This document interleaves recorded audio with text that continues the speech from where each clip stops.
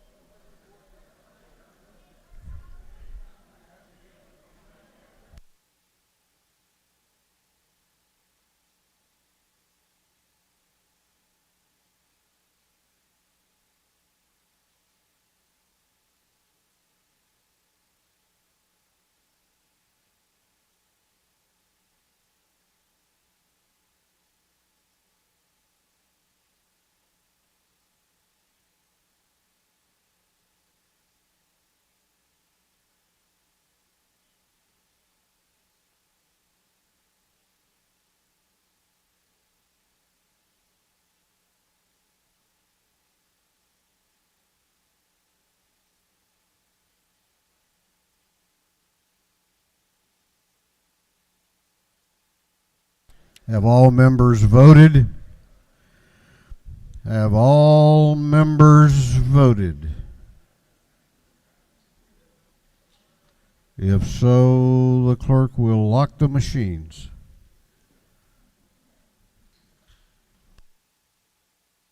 Doorkeepers will please close the doors and keep them closed. Well, good morning. Welcome to Sine Die 2022. That was awfully weak. Some of you wanting to stay longer? Okay. Hope everybody's ready for a productive day. I looked at the calendar over the weekend, and you know what? I saw one bill on there we really need to pass today. One. And that's the state budget. Otherwise, I believe the sun will rise over the red hills of North Georgia tomorrow and over the coast.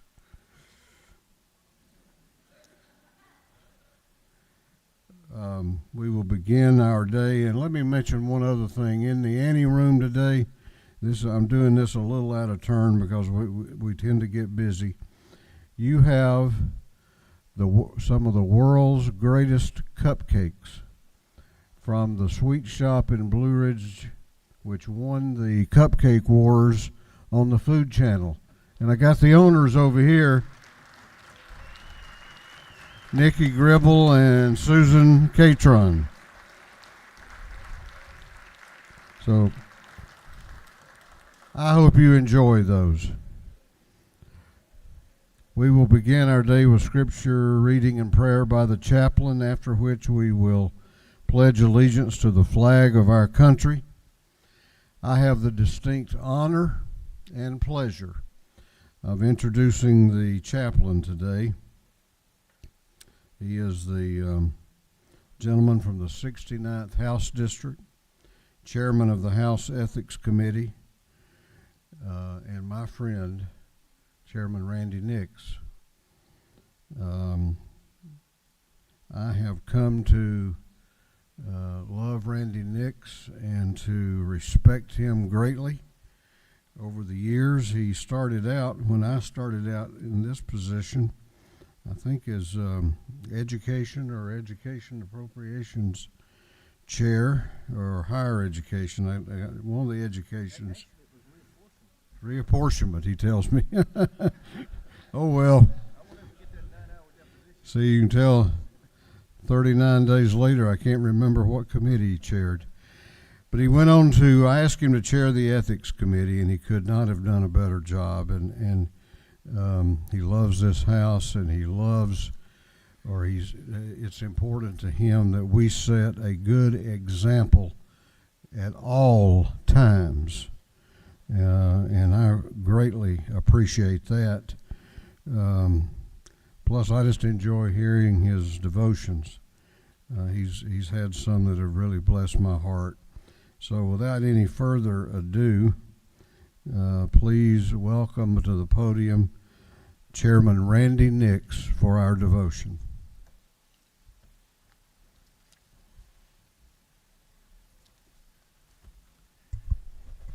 Thank you, Mr. Speaker.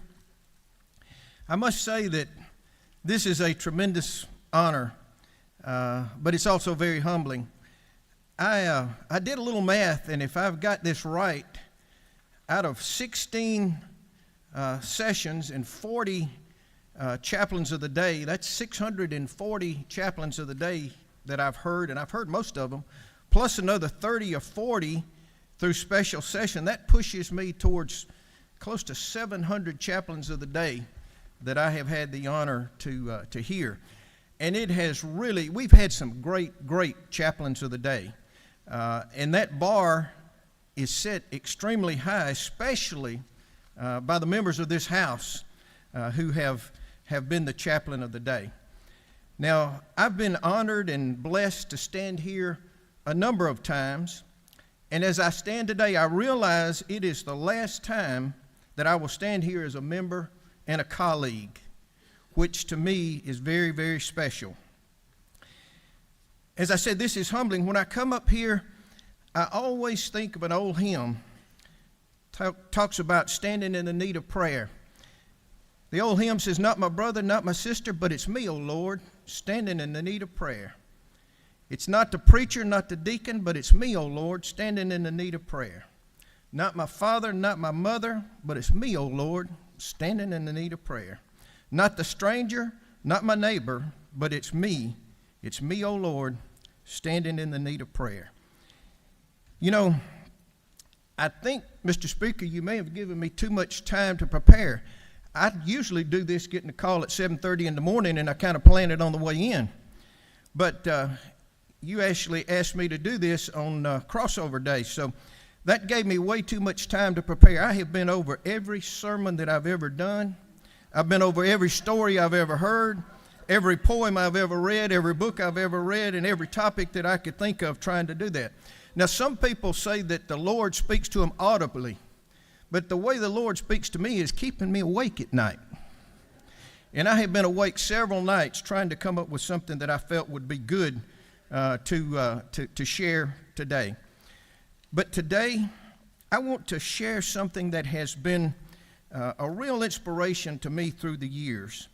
And I want to offer a challenge to you individually and as a body. I think this is a great thought, and I want to leave that with you today.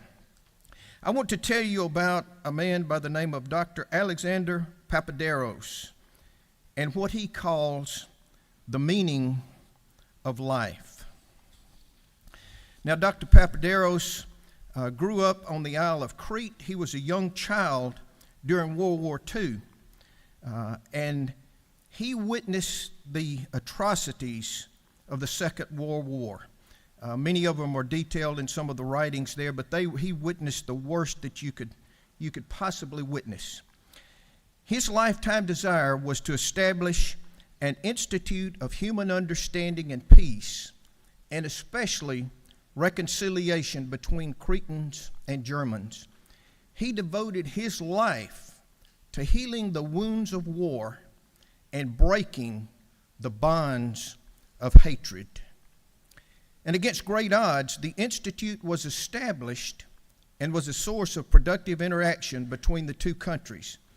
Papaderos became a living legend as a peacemaker and as an example for others to follow. The story that I'm going to give to you was actually written, or is given to us by Robert Fulghum, and many of you know Robert Fulghum as the author of Everything I Ever Wanted to Know I Learned in Kindergarten.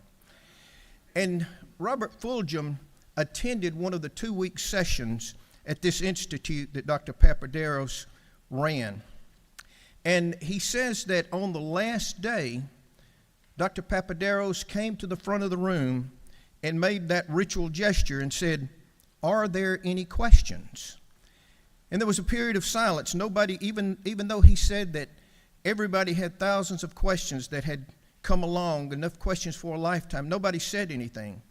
And finally, Robert Fulghum asked this question: "Dr. Papaderos, what is the meaning of life?" And he relates it. He said, "The usual laughter followed and people stirred to go." And then Fulghum writes, he said, "Papaderos held up his hand and stilled the room and looked at me for a long time, asking with his eyes if I was serious, and seeing from my eyes that I was. 'I will answer your question,' he said. Taking his wallet out of his hip pocket, he fished into a leather billfold and brought out a very small round mirror about the size of a quarter. And what he said went something like this: 'When I was a small child during the war, we were very poor and we lived in a remote village. One day on the road, I found the broken pieces of a mirror. A German motorcycle had been wrecked in that place. I tried to find all the pieces and put them together, but it was not possible. So I kept only the largest piece, this one, and by scratching it on a stone, I made it round. I began to play with it as a toy and became fascinated by the fact that I could reflect light into dark places where the sun would never shine, in deep holes and crevices and dark closets. It became a game for me to get light into the most inaccessible places I could find. I kept the little mirror, and as I went about growing up, I would take it out in idle moments and continue the challenge of the game. As I became a man, I grew to understand that this was not just a child's game, but a metaphor of what I might do with my life. I came to understand that I am not the light or the source of light, but light, truth, understanding, and knowledge is there, and it will only shine in many dark places if I reflect it. I am a fragment of a mirror whose whole design and shape I do not know. Nevertheless, with what I have, I can reflect light into the darkest places of this world, into the black places in the hearts of men, and change some things in some people. Perhaps others may see and do likewise. This is what I am about. This is the meaning of my life." I would ask you to pause and think about this for just a moment.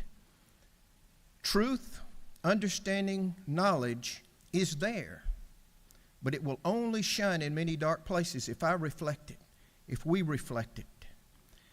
With what I have, I can reflect light into the dark places of this world, into the black places in the hearts of men, and change some things in some people. Perhaps others may see and do likewise. You know, light is a big part of Scripture as we study the New Testament, and spreading the light is an important biblical concept. If you look at John 8:12, Jesus said, I am the light of the world. Whoever follows me will not walk in darkness, but will have the light of life. So that is our source. That's the source of light that we're asked to reflect, to stand in his light and reflect that to the world. And then in the book of John, John 1:5, John is describing Jesus, and he said, the light shines in the darkness, and the darkness has not overcome it. And that is our guarantee. The darkness is not overcome the light that we can shine, the light that is Jesus Christ. And then Jesus, when he was speaking to his disciples, talking about them being salt and light in the world, in Matthew 5:16 said this, let your light shine before others, so that they may see your good works and give glory to your Father who is in heaven. What a great charge and a challenge that is for each of us.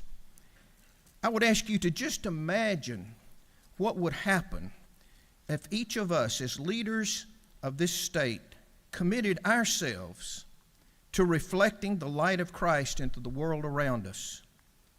With that as the meaning and purpose of our lives, we can truly change the world. Now, there's a great little song written in the early 20th century by Harry Dixon Lowes. Supposedly, this was written for children, but it became one of the anthems for the civil rights movement of the 50s and 60s.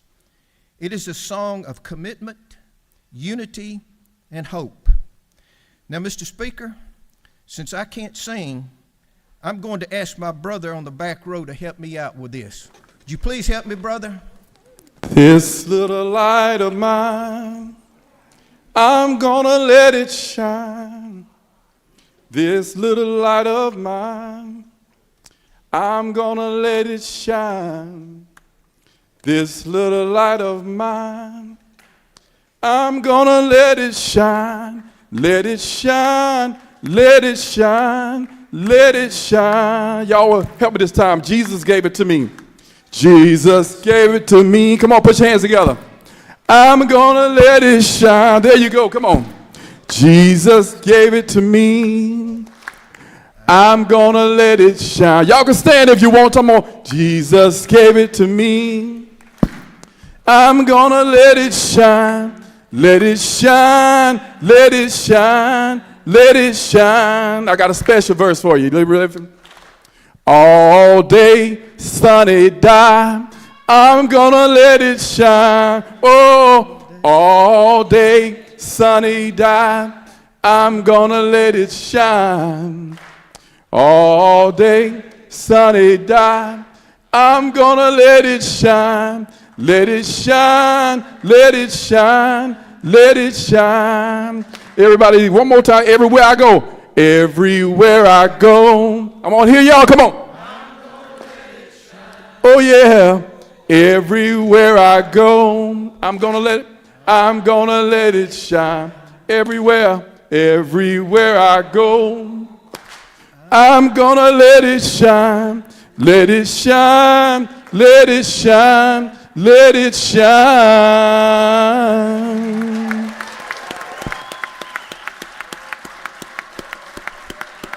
Thank you, brother. I hope if I get a second chance at life, I'll be able to sing, but I want to thank my brother for that. Let's stand down. Let's have prayer in our pledge. The Lord bless you and keep you. The Lord cause his face to shine upon you and be merciful to you. The Lord lift up his countenance upon you and give you peace. And I just pray now, Father, that you would help us to stand firm in your light and to shine that light into the lives of the people that are all around us every day. For I make this prayer in Jesus' name. Amen. Please join me in the pledge. I pledge allegiance to the flag of the United States of America and to the republic for which it stands, one nation under God, indivisible, with liberty and justice for all. You don't expect ordinary when I come up here, do you? No, I don't. I sure don't. I wanted him to come up here and get his picture with us too. Absolutely. I started. Great job, brother. As always. Hey, you put it together. I thought about that. I can't say I stood as far from that mic as I could. So.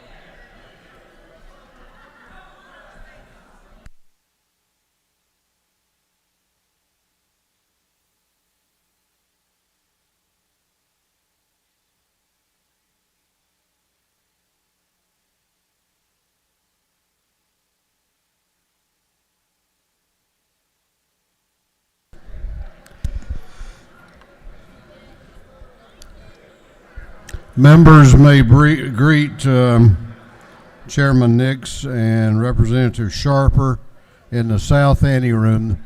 Doorkeepers will unlock the doors.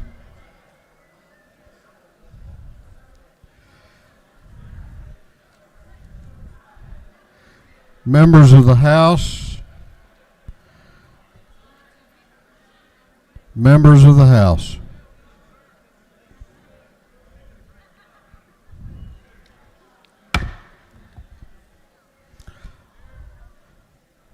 If I could have your attention, please. This is going to be a bittersweet day. We're saying goodbye to a lot of great members. Chairman Nix just indicated it his last time to stand in this house and speak. This is the chair's last time to recognize Chairman Don Hogan, the chair of the Committee on Information and Audits. Thank you, Mr. Speaker. Your Committee on Information and Audits has read the journal of the previous legislative day and found it to be correct. And furthermore, Mr. Speaker, there were 3 men traveling late at night, a Jewish rabbi, a Hindu holy man, and a lawyer. They broke down, saw a farmhouse, and asked the farmer if he could put them up. And he said, yes, I can put 2 of you up in the house. One has to sleep in the barn. The rabbi said he would sleep in the barn. Shortly a knock at the door, and the rabbi said he couldn't sleep with the pig in the barn. And the holy man said he would sleep in the barn. Shortly a knock at the door, and the holy man said he couldn't sleep in the barn with the cow. So then the lawyer said, I'll go sleep. And he went down to sleep in the barn for a while, and then a knock at the door, and the cow and pig were at the door.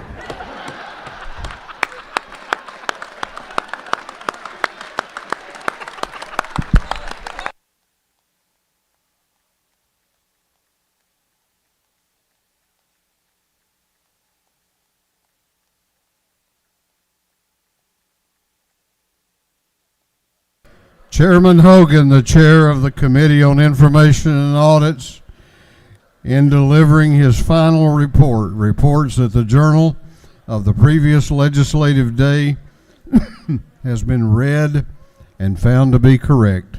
Is there any objection to the confirmation of the journal? The chair hears none, and the journal is confirmed.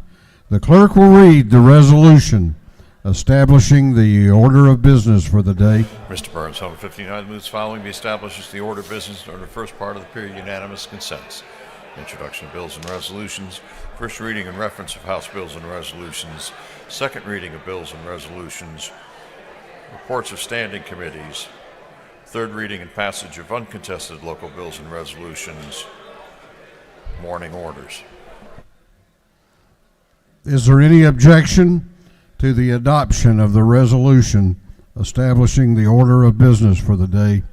The chair hears none, and the resolution is adopted. First reading of bills and resolutions. The clerk will read. House Bill 1615 by Representative Watson, the 172nd, a bill being entitled Act to Amend Chapter 2 of Title 26 of the Official Code of Georgia Annotated relating to standards. Agriculture and Consumer Affairs. House Bill 1617 by Representative Fleming of the 121st, a bill being entitled Act to Amend Title 43 of the Official Code of Georgia Annotated relating to professions and businesses. Regulated Industries. House Resolution 1202 by Representative Bazemore of the 63rd, Bruce of the 61st, a resolution honoring and recognizing the Nagorno-Karabakh Republic. Special rules. House Resolution 1224 by Representative Cooper, the 43rd, Smith of the 70th, Dempsey the 13th, Hutchinson the 107th, and Hagan the 156th. A resolution urging the State Board of Medical Examiners and Georgia Board of Nursing to disseminate information. Health and Human Services. House Resolution 1239 by Representative Ridley the 6th, a resolution creating the House Study Committee on Transparency and Accountability for Non-Public Schools. Education. That completes first readers. Second reading of bills and resolutions. The clerk will read. House Bill 1612 by Representative Wynn of the 89th, Shannon of the 84th, Bernal of the 77th, Roberts of the 52nd, Williams of the 37th, and others. A bill relating to primaries and elections. House Bill 1613 by Representative Shannon of the 84th, McLaurin of the 51st, Cannon of the 58th, Wynn of the 89th, and Kendrick of the 93rd. A bill relating to arrest by law enforcement officers. House Bill 1616 by Representative Belton of the 112th, Powell of the 32nd, Gamble of the 15th. A bill relating to professional counselors, social workers, marriage and family therapists. House Resolution 1168 by Representative Powell of the 32nd, Ridley of the 6th, Neal of the 74th, Corbett of the 174th. A resolution creating the House Study Committee on Motor Vehicle Safety Inspections. House Resolution 1169 by Representative Evans of the 83rd, Drenner of the 85th, Oliver of the 82nd, Cannon of the 58th, Thomas of the 65th, and others. Resolution urging the Public Service Commission to pursue actions that protect electric customers from paying plant vocal cost overruns and construction do-overs and prohibit Georgia Power from profiting on vocal construction mistakes and cost overruns. Through second readers. Reports of standing committees. The clerk will read.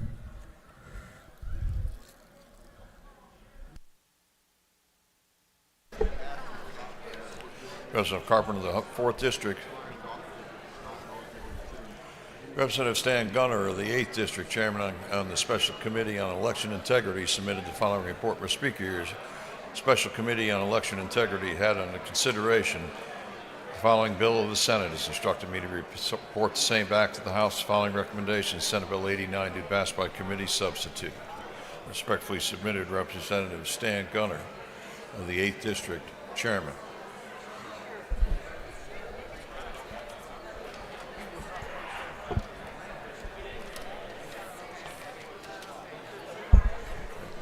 Representative Sharon Cooper, the 43rd District, Chairman on Committee on Health and Human Services, submitted the following report. The Speaker, Committee on Health and Human Services had under consideration the following bill of the Senate and has instructed me to report same back to the House with the following recommendations. Senate Bill 338 do pass. Respectfully submitted, Representative Sharon Cooper of the 43rd District, Chairman. Representative Jan Tankers of the 160th District, Chairman on Committee on Intergovernmental Coordination Locals, submitted the following report. Mr. Speaker, Committee on Intergovernmental Coordination Locals had under consideration following bills of the House and the Senate. It instructed me to report same back to the House following recommendations. House Bill 1614 do pass. Senate Bill 641 do pass. Senate Bill 321 do pass by substitute. Respectfully submitted, Representative Tankers of the 160th District, Chairman. Representative Abstration of the 104th District, Chairman on Committee on Judiciary, submitted the following report. Mr. Speaker, Committee on Judiciary had on consideration the following bills of the Senate and instructed me to report same back to the House following recommendations. Senate Bill 52 do pass by substitute. Senate Bill 200 do pass by substitute. Respectfully submitted, Representative Abstration of the 104th District, Chairman.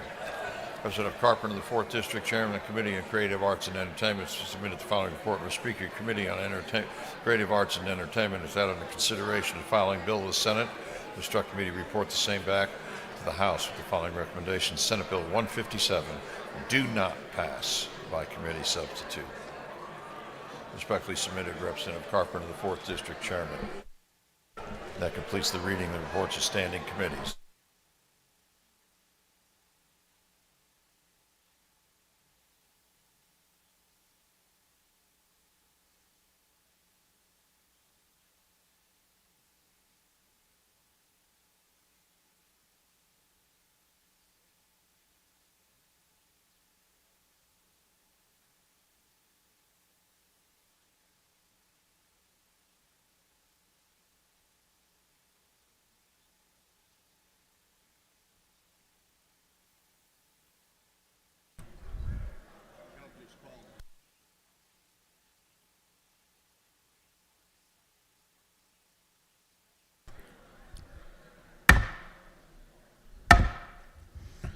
We're going on now to the local calendar.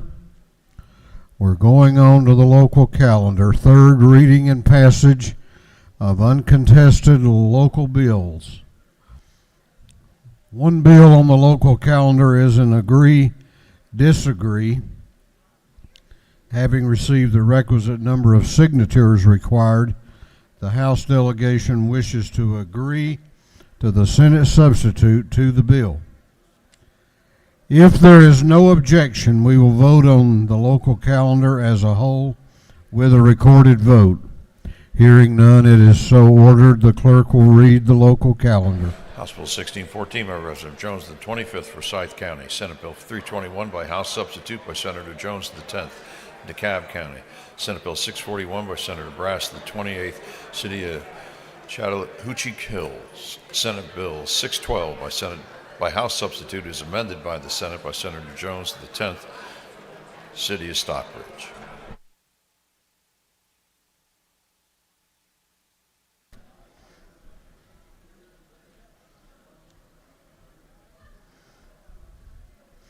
Is there any objection to the previous question being ordered on the local calendar?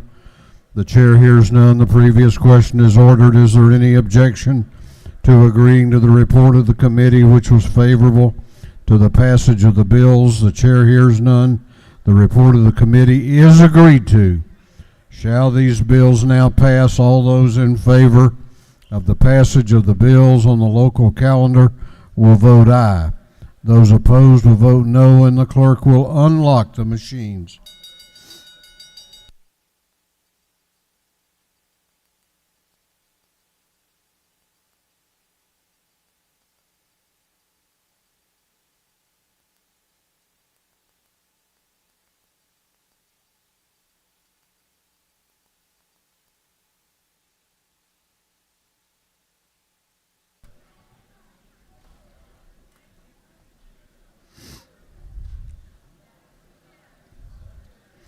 Have all members voted? Have all members voted? If so, the clerk will lock the machines on the passage of the bills on the local calendar. The ayes are 158. The nays are 2. These bills, having received the requisite constitutional majority, are therefore passed.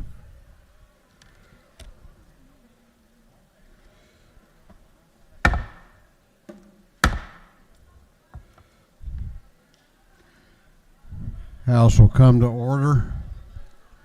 This House will be in order.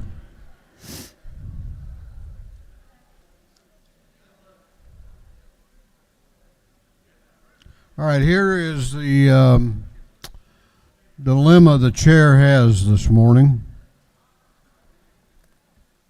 By rule, we have 10 minutes for morning orders at this time of the session. 22 members have signed up.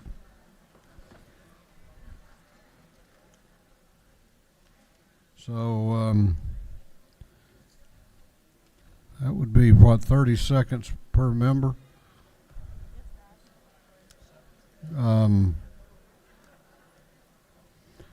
I'm just going to kind of hit the high spots on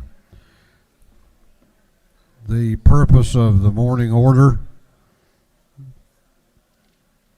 And I know that somebody's going to disagree, but that's just kind of the way it is. Chair recognizes Chairman Eddie Lumsden for a morning order.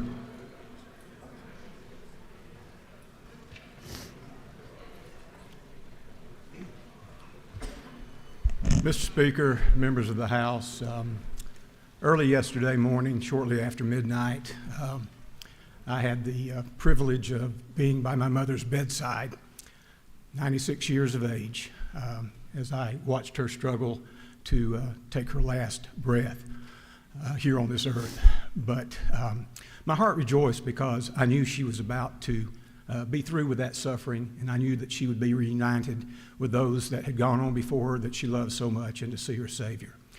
But as I sat there thinking about her, reflecting on the fact that born a sharecropper's daughter, the 8th of 8 children, brought up during the midst of the Great Depression, becoming of age during the middle of World War II, marrying a veteran, raising 3 children who had grandchildren and great-grandchildren, and even lived to see a great-great-grandchild.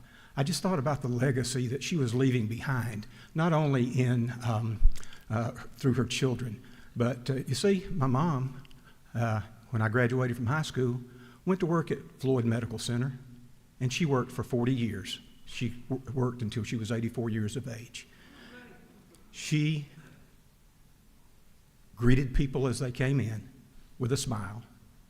She answered their questions, and she helped them get the help that they needed, often meeting people in some of the most difficult times in their lives. And she did it in such a way with grace and dignity that as she has passed, I'm just blown away by the number of people that have reached out and shared stories about things that she did for them during a difficult time in their life. So I think I would just like to honor her in that way, but I'd like to challenge you as well, because I think that's really what we do here.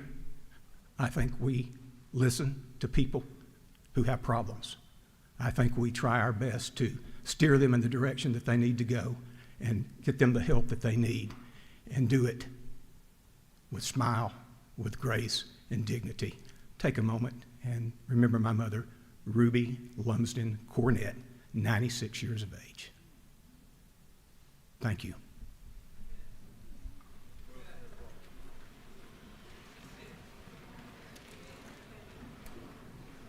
Chair recognizes Representative Stacy Evans for a morning order. She waves. Chair recognizes Representative Josh Bonner for a morning order. Thank you, Mr. Speaker. I rise this morning just to wish my lovely bride, Michelle, a happy 24th wedding anniversary. It is my pleasure to spend that time here with you today, and I appreciate when she shows up later this afternoon that you would help me convince her that this is, in fact, sine die, the last day. Thank you so much, Mr. Speaker. I yield the will. Chair recognizes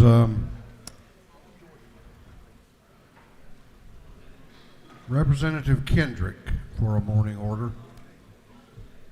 Thank you, Mr. Speaker. I'll make this quick. Today is a special day here in the state of Georgia. Today is the 41st wedding anniversary of my soror and our colleague, Representative Carolyn Hughley, and today she chose to spend the day with all of us, so help me in wishing her a very happy 41st wedding anniversary. Chair recognizes Representative Spencer Fry for a morning order.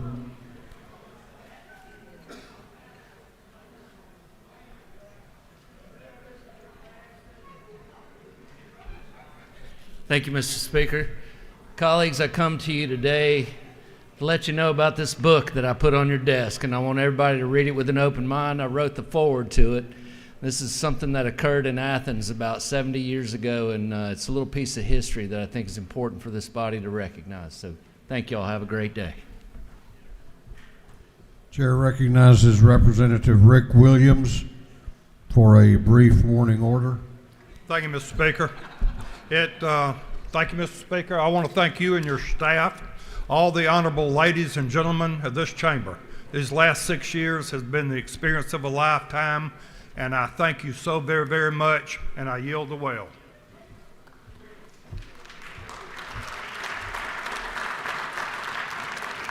Chair recognizes Representative Drenner for a morning order.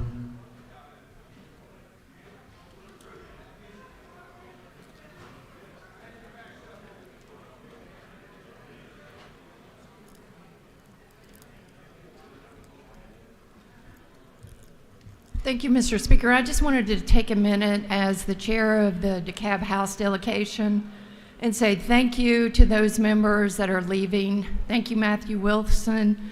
Thank you, Renita Shannon. Thank you, B. Wynn. Thank you, Mike Walensky. And thank you, Zuma Lopez. All of you have done such an excellent job. And we look forward to you continuing to do great things along the way. Thank you.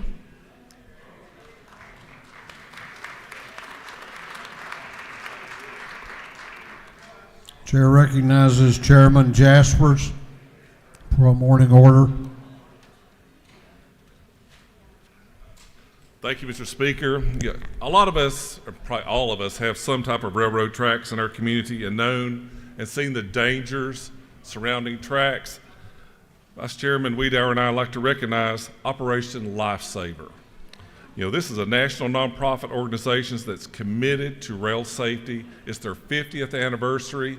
We're very special in Georgia. We started just 2 years afterwards, and there's a lady, Miss Janine Glasgow, who has been the volunteer running this for years and years. And so we really want to recognize her in Operation Lifesaver as it saves many lives across our railroad tracks. Thank you, Mr. Speaker. Chair recognizes Representative Bazemore for a morning order. No, I heard you. No, I heard you. Listen to me. Thank you, Mr. Speaker. So we know today is a happy day because of Sine died, but it's also a sad day. And I ask that the Dean of the House come up, Dean Calvin Smyrie. We have a plaque for you, and this is from some of your roommates. And that's your favorite color. So the last thing I have for you, though, I understand you like puzzles, so I just wanted you to know that you still gonna have the chamber with you. I wouldn't take it apart because we're all together, but when you leave, take it apart and then put it back together, okay?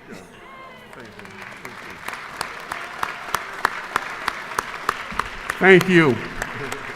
Thank you, Mr. Speaker. Chair recognizes Chairman Werkheiser. He waves. Chair recognizes Representative Benton. Who's not on, there he is. Thank you, Mr. Speaker. In honor of Southern and Confederate Heritage Month, I wanted to talk just a minute about the musicians that have made Georgia famous. Just a few of the hundreds that have come through Georgia or were born in Georgia. The Allman Brothers Band from Macon. They started what was called the Macon Georgia Sound. Bill Anderson, who is considered to be the greatest all-time country music songwriter. One of his most famous was City Lights, which he composed on the roof of the Andrew Jackson Hotel in Commerce. James Brown, career almost got sidetracked by from getting started because of conviction for car theft and breaking and entering. They put him in alto for 3 years, but two of his most famous hits were Papa's Got a Brand New Band and I Feel Good. Fiddlin' John Carson from up around the Speaker's neck of the woods, Fannin County. His music was first to what we know today as country music. He and his daughter, Rosalie, also known as Moonshine Kate, were the first stars. Ray Charles was born Ray Charles Robinson in Albany, was blinded by glaucoma when he was 6. His mother insisted that he learn to do everything a sighted child would do. She said that he was blind, not stupid. Dropped last name to avoid confusion with Sugar Ray Robinson. A series of hits, but the one performed the most was Georgia on My Mind, which was made the state song in 1979. And finally, Richard Perriman, better known as Little Richard, the king of rock and roll from Macon, famous for songs Tutti Frutti, Long Tall Sally, Lucille, and good golly, Miss Molly. Thank you, Mr. Speaker.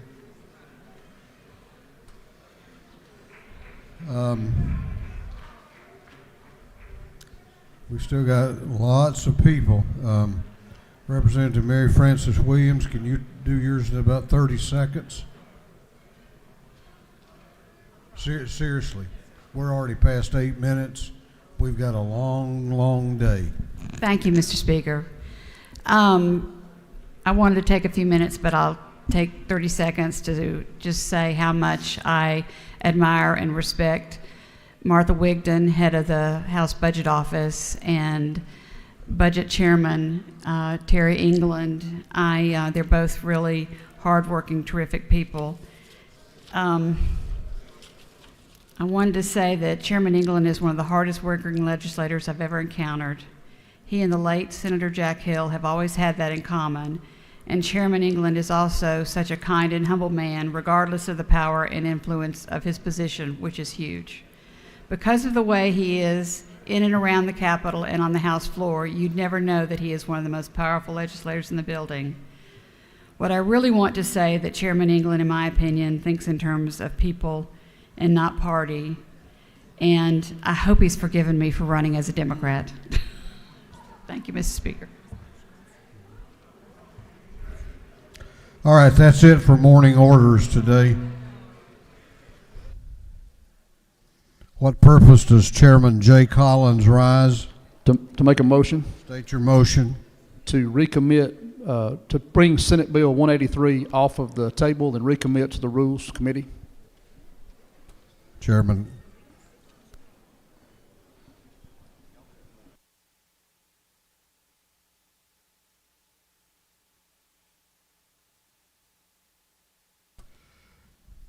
Chairman Collins has moved that Senate Bill 183 be taken off the table and recommitted to the Rules Committee. Clerk will read the caption. Senate Bill 183 to be entitled an act to amend Article 1 of Chapter 16 and Title 15 of the Official Code of Georgia annotated relating to general provisions regarding sheriffs so as to revise qualification requirements for the office of sheriff. Is there any objection to the gentleman's motion? Chair hears none, and it is off the table and on its way back to rules.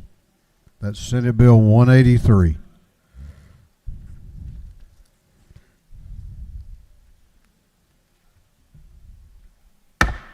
All right, we're going to go to the rules calendar for a little bit.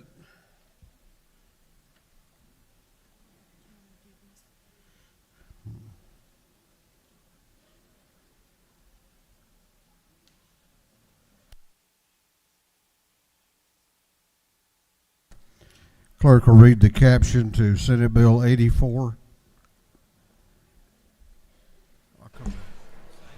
Senate Bill 84 by Senator Albers, the 56, Harper, the 7th, and others to be entitled an act to amend Chapter 17 and Title 47 of the Official Code of Georgia annotated relating to the Peace Officers Annuity and Benefit Fund so as to provide that certain communication officers shall be eligible for membership in such fund. This bill has been assigned to the Committee on Public Safety and Homeland Security and then to retirement. That committee recommends that this bill do pass.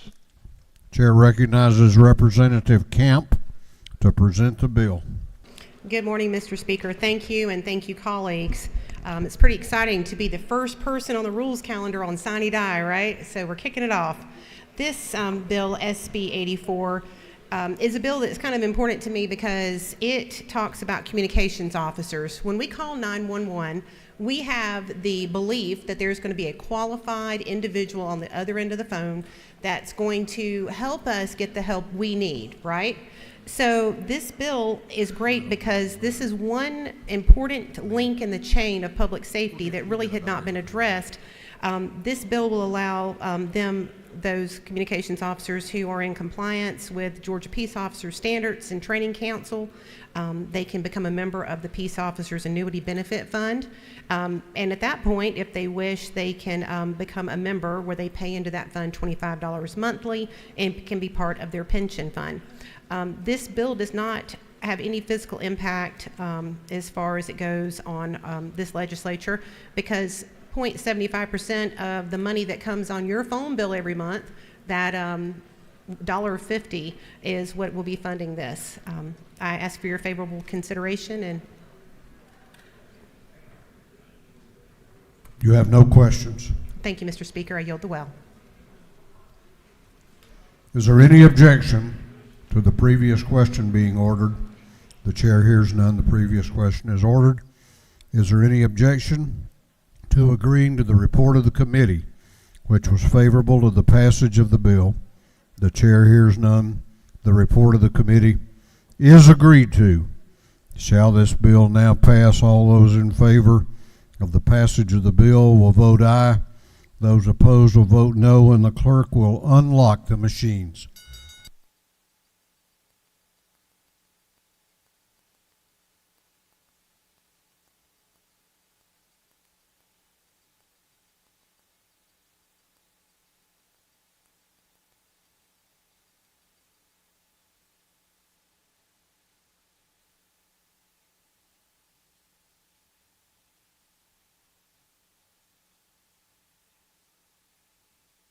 Have all members voted? Have all members voted? If so, the clerk will lock the machine on the passage of Senate Bill 84. The ayes are 161. The nays are 1. This bill, having received the requisite constitutional majority, is therefore passed. Clerk will read the caption to Senate Bill 505. Senate Bill 505 by Senator Robertson, the 29th, and Mullis, the 53rd, and others to be entitled an act to amend Code Section 35.823, 38.3, 181, and 46.5, 138.2 of the official code of Georgia annotated relating to basic training courses for communications officers. This bill having referred to the Committee on Public Safety and Homeland Security. That committee recommends that this bill do pass by committee substitute. Chair recognizes Chairman Gaines to present the bill. Thank you, Mr. Speaker. This morning I am proud to present Senate Bill 505, which requires new 911 operators to be trained in TCPR, which allows them to provide CPR over the phone. And this measure is particularly important to me. This fall, my dad had a heart attack, and it was a massive heart attack. Luckily, he was at the hospital when he had that heart attack, and was able to get in the cath lab within 15 minutes. He was blessed. He's a doctor in Athens, and was able to get there. But if it had been 3 hours later and he had been in the car, he was supposed to be in the car on the way to a wedding in a rural area, he probably would not be with us today. And so we were very lucky. But I think that's the importance of a bill like this, to make sure that if you call 911, that they're able to train, they're able to administer CPR over the phone in life-saving situations. And so that's what this bill does. I saw an article on 11 Alive that said that hairstylists in the state of Georgia are required to get 37 times more continuing education than our 911 operators. And so this bill is going to be life-saving. Many of the larger counties already have this. This is for new 911 operators, and I really believe this is going to be a life-saving measure. Mr. Speaker, I'd be happy to answer any questions if there are any. Looks like you do have a question. I'll yield. Chair recognizes Representative Walensky Thank to you, your Speaker. left for a question. Thank you, Speaker. Does the representative yield? I will. It may be in another code section or in this section, but does it limit the liability of those 911 operators if they're helping somebody and the person doesn't live? My understanding is they already have that. It's not related to this bill, but yes, my understanding is they do already have that. Great, thank you. Mr. Speaker, I'll yield the will and ask for the body's favorable consideration. Is there any objection to the previous question being ordered? The chair hears none. The previous question is ordered. Is there any objection to adopting the committee substitute? The chair hears none. The committee substitute is adopted. Is there any objection to agreeing to the report of the committee, which was favorable to the passage of the bill? The chair hears none. The report of the committee is agreed to. Shall this bill now pass? All those in favor of the passage of the bill will vote aye. Those opposed will vote no. And the clerk will unlock the machines.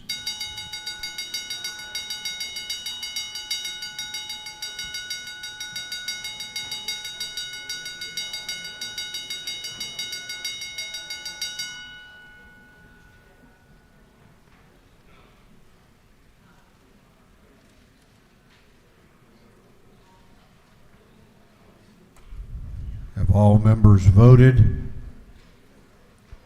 Have all members voted? If so, the clerk will lock the machine. On the passage of Senate Bill 505, the ayes are 164, the nays are 1. This bill, having received the requisite constitutional majority, is therefore passed. Clerk will read the caption to Senate Bill 277. Senate Bill 277 by Senator Mullis, 53rd, Harper the 7th, and others, being entitled an act to amend Part 3 of Article 4, Chapter 11 of Title 16 of the Official Code of Georgia Annotated relating to carrying and possession of firearms, so as to extend the exemptions from weapon carry laws to certain court officials to include carrying inside of a courthouse. This bill has been referred to the Committee on Public Safety and Homeland Security. That committee recommends that this bill do pass by committee substitute. Chair recognizes Representative Crowe to present the bill.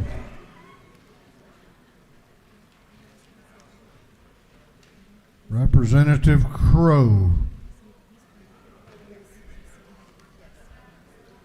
Going once, twice.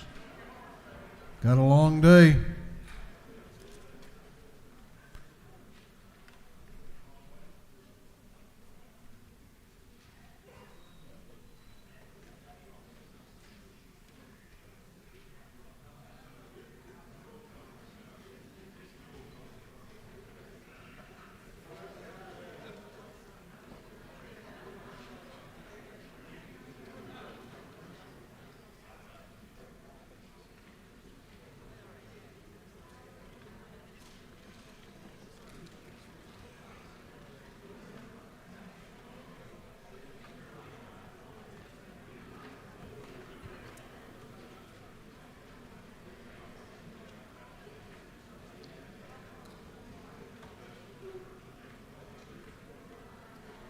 All right, Senate Bill 277 will be taken up later today.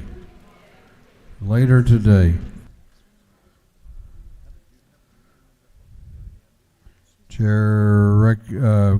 Clerk will read the caption to Senate Bill 516.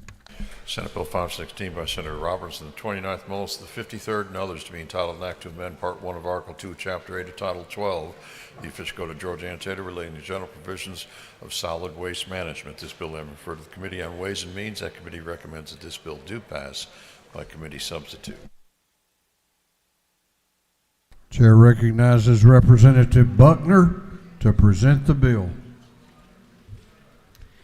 Thank you, Mr. Speaker. This is now a combination of two bills in Section 1.2. It is the bill that we passed out of here on the 15th of March with a vote of 165 to 0 that would dedicate the hazardous waste fees that are collected to the Hazardous Waste Trust Fund so they could be used to clean up hazardous waste sites across the state. The new part, or the other part of the bill that does have some changes, is in Section 2.2. It is Senate Bill 516, and it is different from the original version in that the scrap tire fees will be collected by the retailer, and then they will be collected by the Department of Revenue at the time that sales tax is remitted to the Department of Revenue. So that's what the bill does, and if you have any questions, I would yield for them at this time.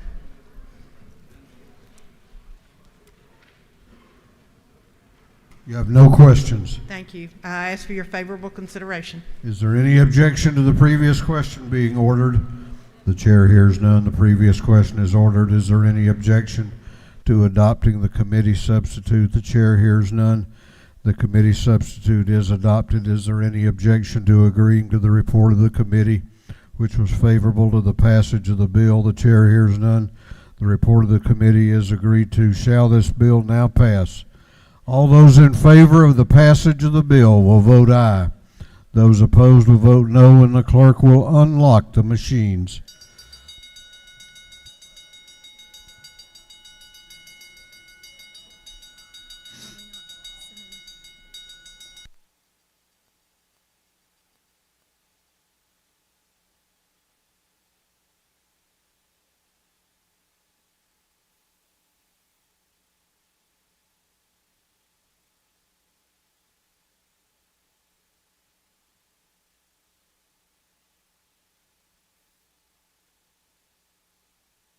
Have all members voted?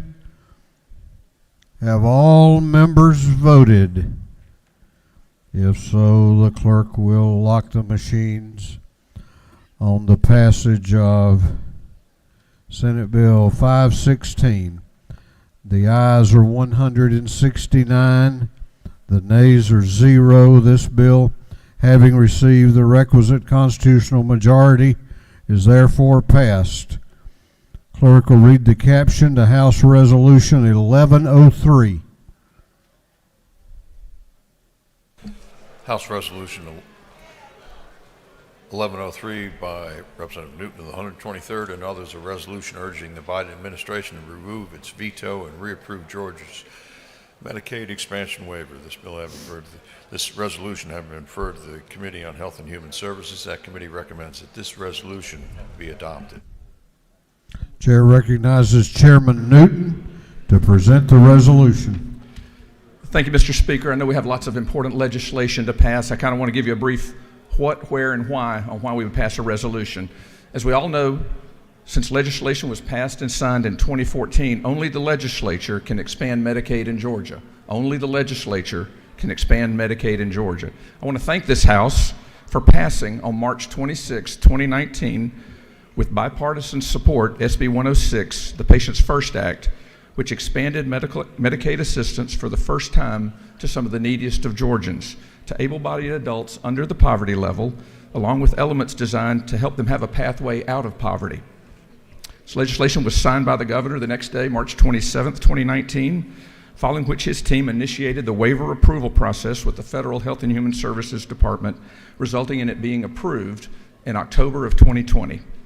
Unfortunately, in February of 2021, just before implementation, this approval was vetoed by the new administration in the District of Columbia.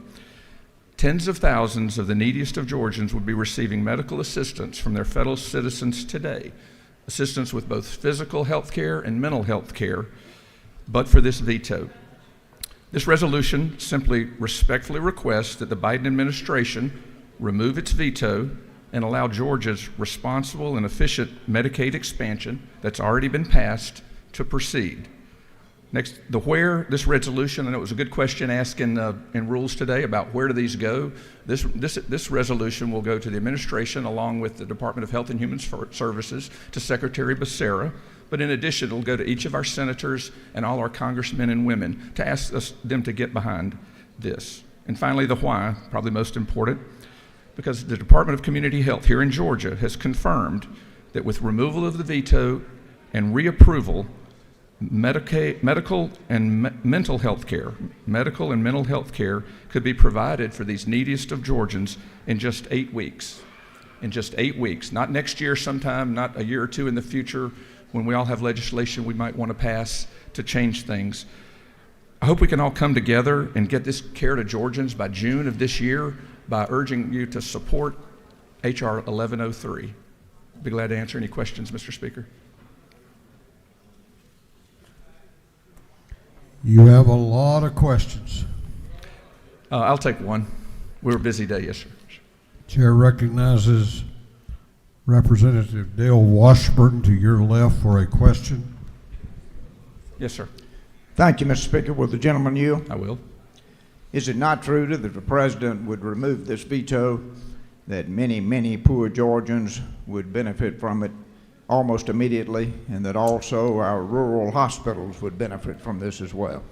Well, there's two steps to that. Yes, kind of two questions. I'm not naive enough to think that telling a hospital every time they spend $1, Medicaid will give them 83 cents is necessarily the best way to get out of challenges in our rural areas. So I'm not sure I agree on that. But I will say that by getting confirmation that in mid-June of this year, Georgians, people across Georgia, the neediest under the poverty level, could be getting assistance with, when they get out of prison, like we heard about our mental health challenges in prison, when they're finally on medication and maybe off substances, but maybe all they can do is volunteer. Maybe they aren't eligible to get a job. I think by the fact that they could be getting assistance by June of this year and not sometime next year or in the future, I hope that's enough that we can all come together again in a bipartisan way and pass this resolution. Thank you. Thank you for the clarification and the answer. Thank you, sir. I yield the will. Gentleman has yielded the will. Chair recognizes Representative Wilson to speak to the resolution. Thank you, Mr. Speaker.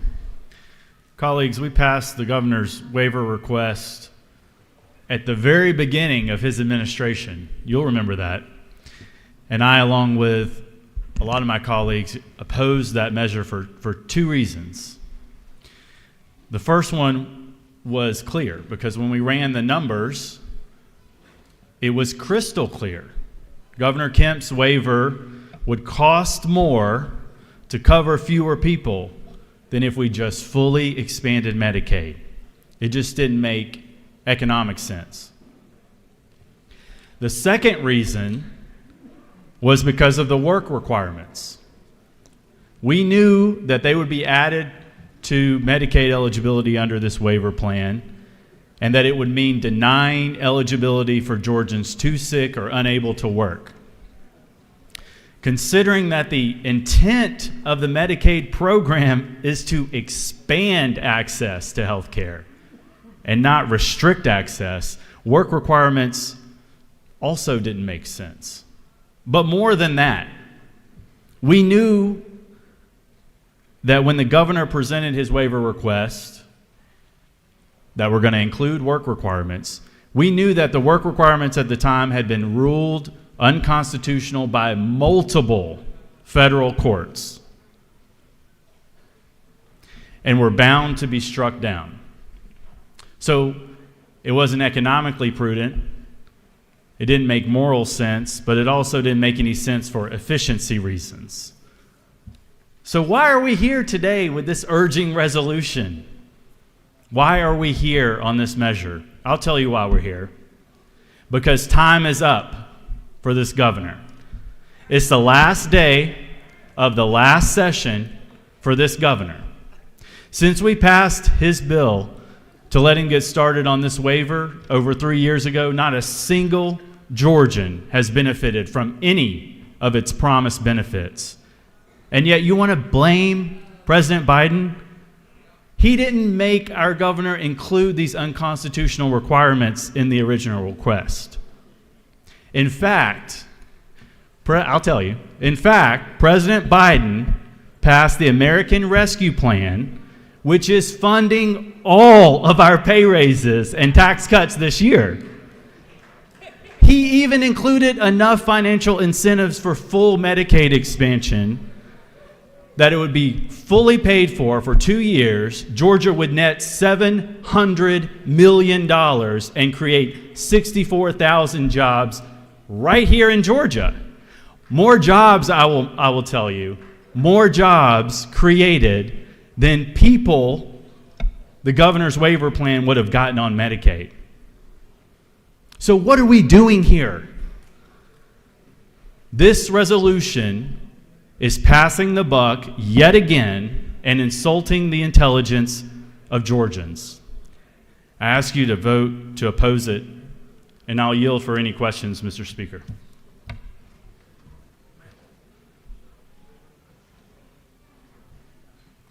You have a question if you care to yield. I yield. Chair recognizes Chairman Hawkins to your right for a question. Thank you, Mr. Speaker. Does the gentleman yield? I do. Very compelling speech, but isn't it true that those that are aged and disabled in this state are already covered on the ABD Medicaid rolls we presently have? Isn't that true? Can you say that again, sir? That the people that are aged and sick are already covered under ABD, age blind disabled, presently on Medicaid in this state. Isn't that true? The question with this resolution, though, is are we going to cover more people in Georgia? And as policymakers, we've got to decide what makes the most prudent sense based on fiscal conservatism, right? Making sure that we're covering the most Georgians as efficiently as possible. Does the gentleman yield? I'll yield for one more. Thank you. Didn't you say, though, that we had to cover full Medicaid coverage to cover those age blind disabled? Didn't I hear you say that? I don't believe I said that. You did. Thank you. Okay. Mr. Speaker, I know there are some other speakers that want to speak You have on a this. number of other questions, but it's up to you. I'll yield the well. Gentleman has yielded the well. Chair recognizes Representative Bodie to speak to the resolution. Thank you, Mr. Speaker. Now, I was not going to be coming to the well, but when I saw this resolution, I was just appalled that we, on day 40, are addressing a political football for the governor of this state. The governor of this state is utilizing this bill or this urgent resolution to basically say that it is the fault of the Democratic president of these United States that he, back in 2018 or 2019, his first session, did not do what the Democrats told him to do. We said, Democrats in this House said, if you pass this waiver under the 138 poverty rate at the federal level, it's going to fail. We told you all this, and it did fail. So why are we here now saying, oh, I can't believe President Biden did this? Let me just read this for you.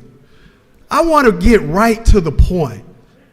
Back in June of 2019, the Trump administration rejected Utah's request for partial Medicaid expansion. Wow. That was a Republican governor in Utah, a Republican General Assembly, and nothing happened. So Democrats say that, hey, if you do go down this route, the Trump administration is going to reject your waiver. But Trump is not in office. So Biden did basically the same thing Trump did. It said if you're not going to go up to the 138 poverty level, it's not going to cut it. And Democrats in this House told you that the best you could do under the waiver of Brian Kemp is 80,000 people would be covered. But if you fully expand Medicaid, you'll be up to at least 500,000 or 600,000. I mean, is it me or does the math not add up? So, Republicans, I dare you come to this well and chastise my President Biden, who wants to do the right thing by the citizens of not only the state of Georgia, but of these United States of America. You failed. And now you want to blame someone else, Governor Kemp.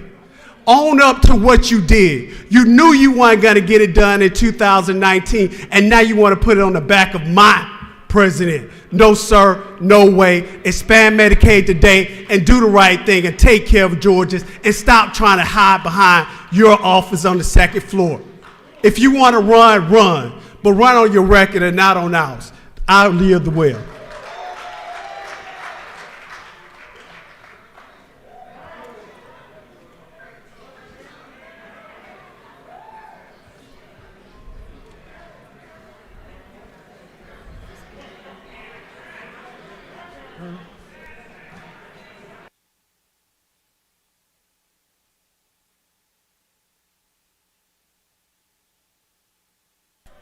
All right, we have one other member that wished to be heard.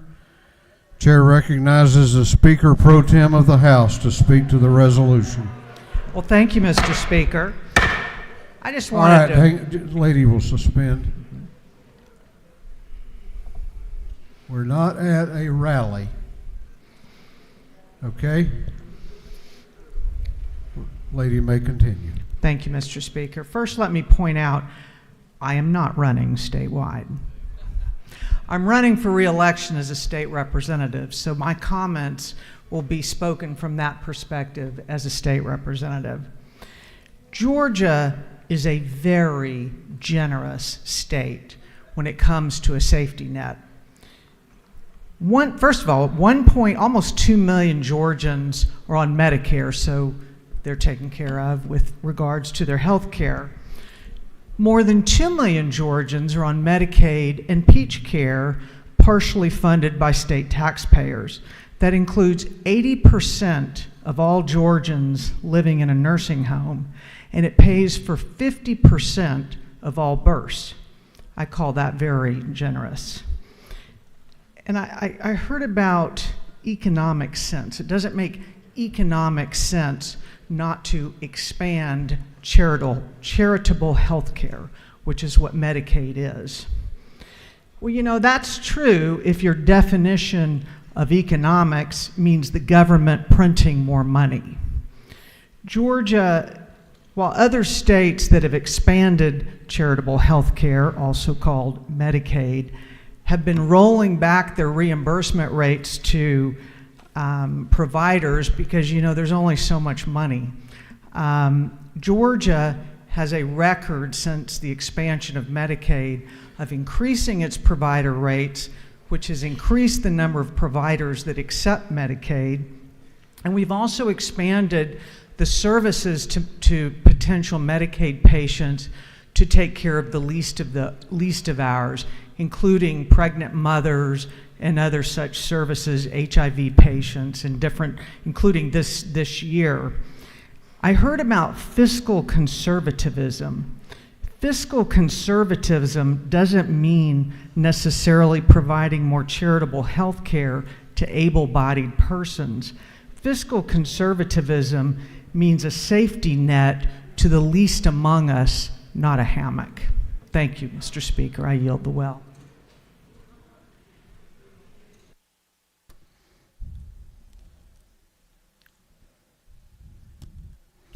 That completes all the members who wish to speak.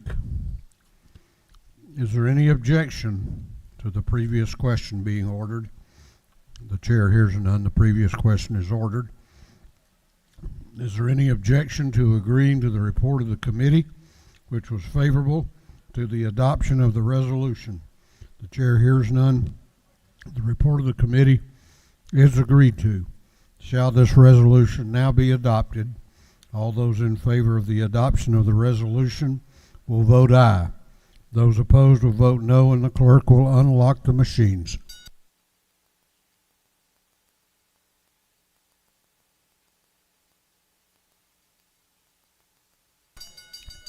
What purpose does Representative Anulowicz rise? Parliamentary inquiry. State your inquiry. Thank you. Is it not true that the work requirement in the governor's exemption application makes no exemptions for full-time caregivers? And is it not further true that if we learned one thing from the pandemic, it's that caregiving obligations are a big factor in keeping able-bodied workers out of the workplace? If the lady so states, I'm sure she believes that. What purpose does Representative Lott rise? Parliamentary inquiry. State your inquiry. Mr. Speaker, is it not true that those individuals in Georgia above 100% of the federal poverty line qualify for insurance on the private marketplace rather than flooding the currently overrun Medicaid system that we have with few providers, and that between the 100 and 150% of the federal poverty line, while on private individual marketplace insurance, the cost to the patient would be $0? The lady so states, I'm sure she believes that to be true. What purpose does the Leader of the Minority Caucus, Leader Beverly, rise? Parliamentary inquiry. State your inquiry. Is it not true that the sovereign monetary policy of the United States require that we print money to cover the debt ceiling we accrue as a result of serving the people of these great United States? Well, I hope they're printing a lot of money, because we sure are going in debt a lot of money. So, but I'm sure the gentleman believes that to be true. All right. What purpose does Chairman Todd Jones rise? He waves. What purpose does Chairman Carpenter rise? Parliamentary inquiry. State your inquiry. Is it not true that believing in consistent federal funding for Medicaid is like trusting a local drug dealer not to short the product? The gentleman so states. I'm sure that's the way he understands it to be true. Have all members voted? Have all members voted? If so, the clerk will lock the machine on the adoption of House Resolution 1103. The ayes are 97, the nays are 73. This resolution, having received the requisite constitutional majority, is therefore adopted.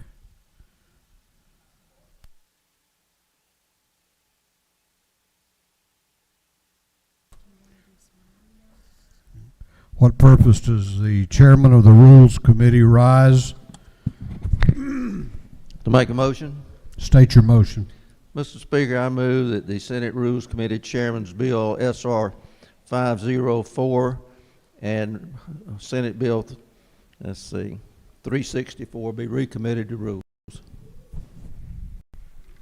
Is this his going away present or something? I hope so. All right, we have two different bills that are subject to the motion. Let's vote them separately. Clerk will read the caption to Senate Resolution 504. Senate Resolution 504 by Senator Mullis of the 53rd and Hatchett of the 50th and others, recognizing the significant role that Native American tribes have played in Georgia in dedicating a tree on the state capitol grounds in their honor. On the motion of the Rules Chairman that Senate Resolution 504 be recommitted to rules, is there any objection to the gentleman's motion? There is objection. All those in favor of recommitting SR 504 to the Rules Committee will vote aye. Those opposed to recommitting will vote no, and the clerk will unlock the machines.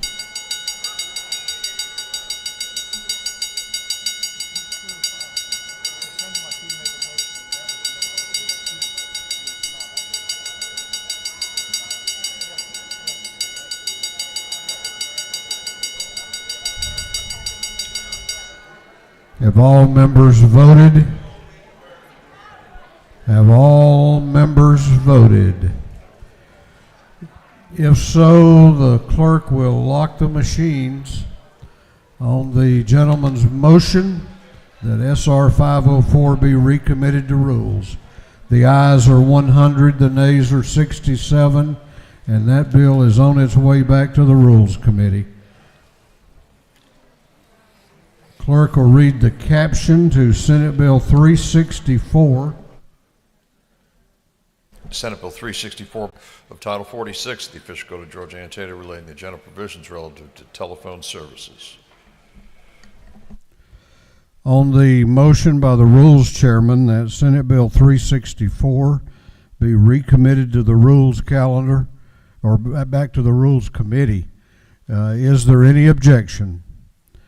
Chair hears none, and that one is on its way back to Rules. This House will come to order. Chair is going to ask all members of the House to please take a seat.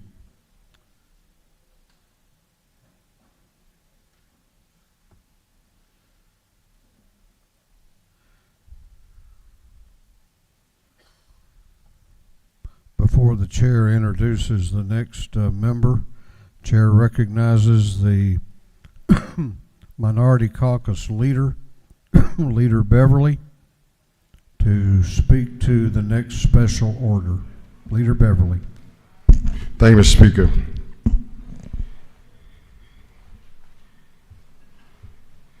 If you see a turtle on a fence post,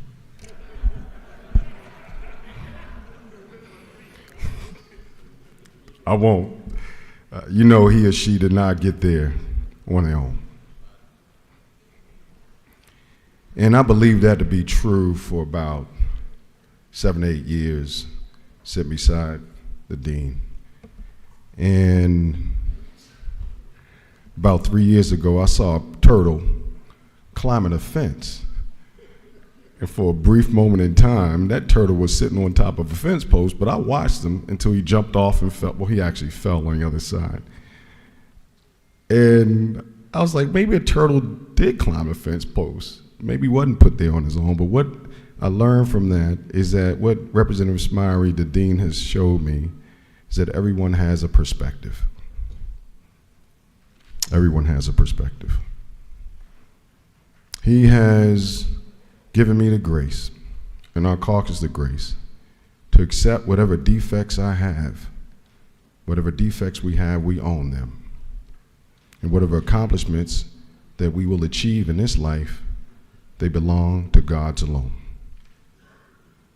He has a perspective to go down to Brunswick when Ahmaud Arbery was murdered. He had the perspective to teach us how to go through reapportionment with our heads up, even though local control seemed to disappear right in front of us. He has a perspective to vote on the budget. I think there's only one that he's never voted for, and I think I had something to do with that. And I apologize because he's like, House first, you second. We have been in negotiations ad nauseum around sports betting, medical marijuana, hate crimes, the budget, and on and on and on. And the one thing that he's always given me is perspective. And he's done that for all of us. So if you see a turtle on a fence post, you know that he or she did not get there alone. And Dean Smiley has allowed us all to sit on the fence post from time to time. I'm going to miss you, my dear brother. Thank you. Mr. Speaker, I yield the well.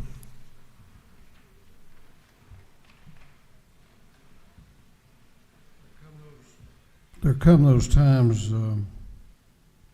that you don't really look forward to. And I've cried about today.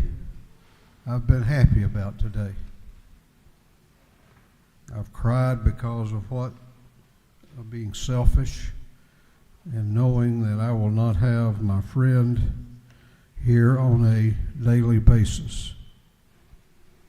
I've cried for the loss to this house of one of the greatest that's ever walked through these halls. But I've been happy because I know that he is capping off a very distinguished career of public service in a very distinguished way. You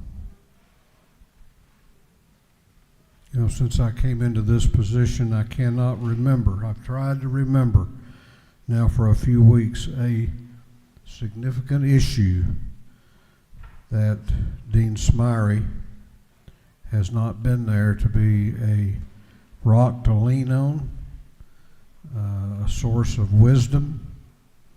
You know, we can't tell all the times we've talked, I guess, till we write our books, right?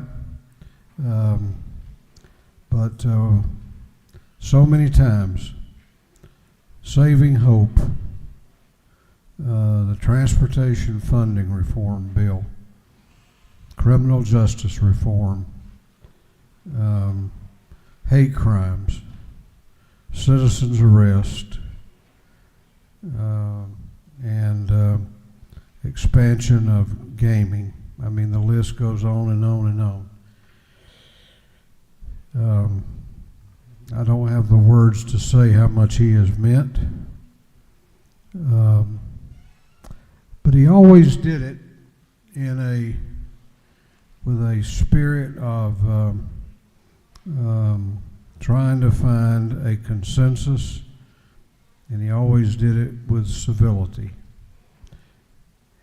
Many, many times he has been the calming influence on the waters when the storms were kind of raging around us. I thought of today, and I thought of the passage from Matthew. Blessed are the peacemakers, for they will be called the children of God. It's my honor at this time to recognize for a special order a special child of God, Dean Calvin Smyrie.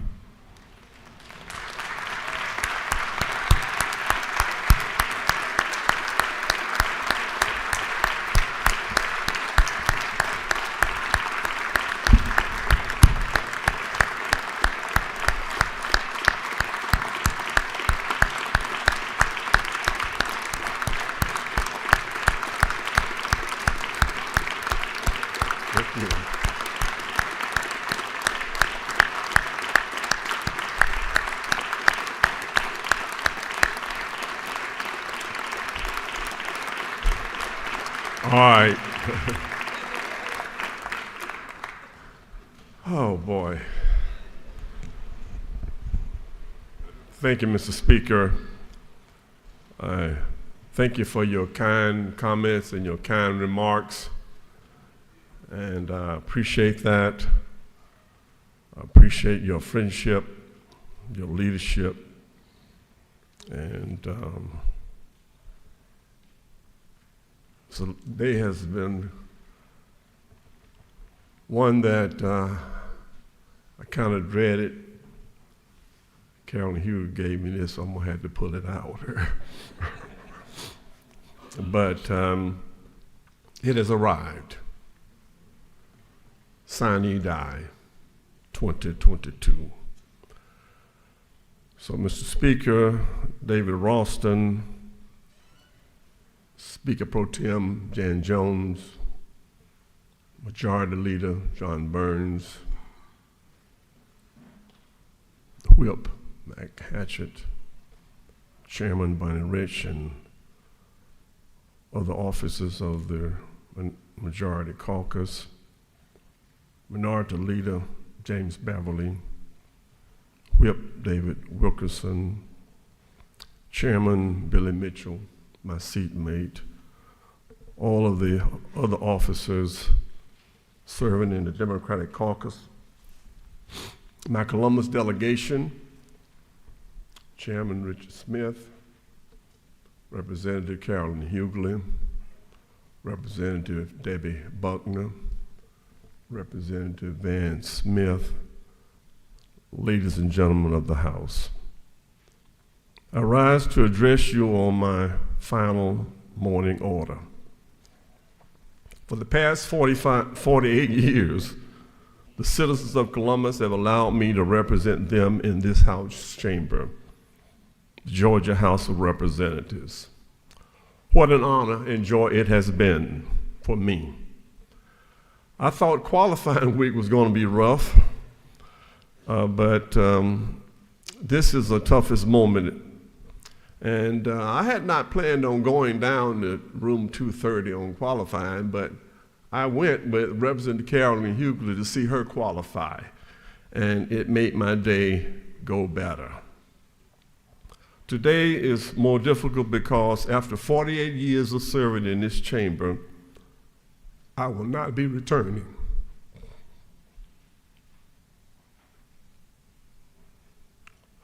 To this hallowed chamber for another legislative session. I'm honored that some of my family members are here. My father is 96 years old. Carter Smyrie.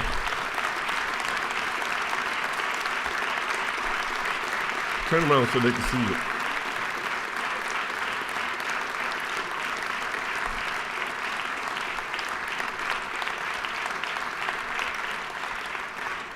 PJ, thank you for being here. I appreciate this very much.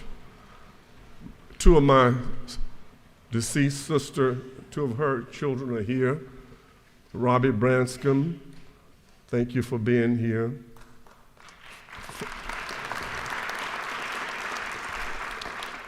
Robbie is my executive assistant at my office in Synovus.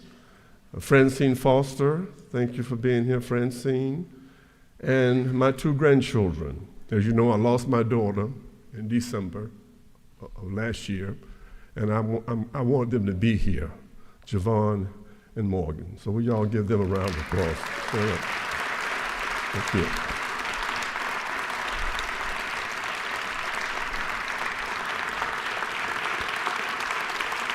Stand up.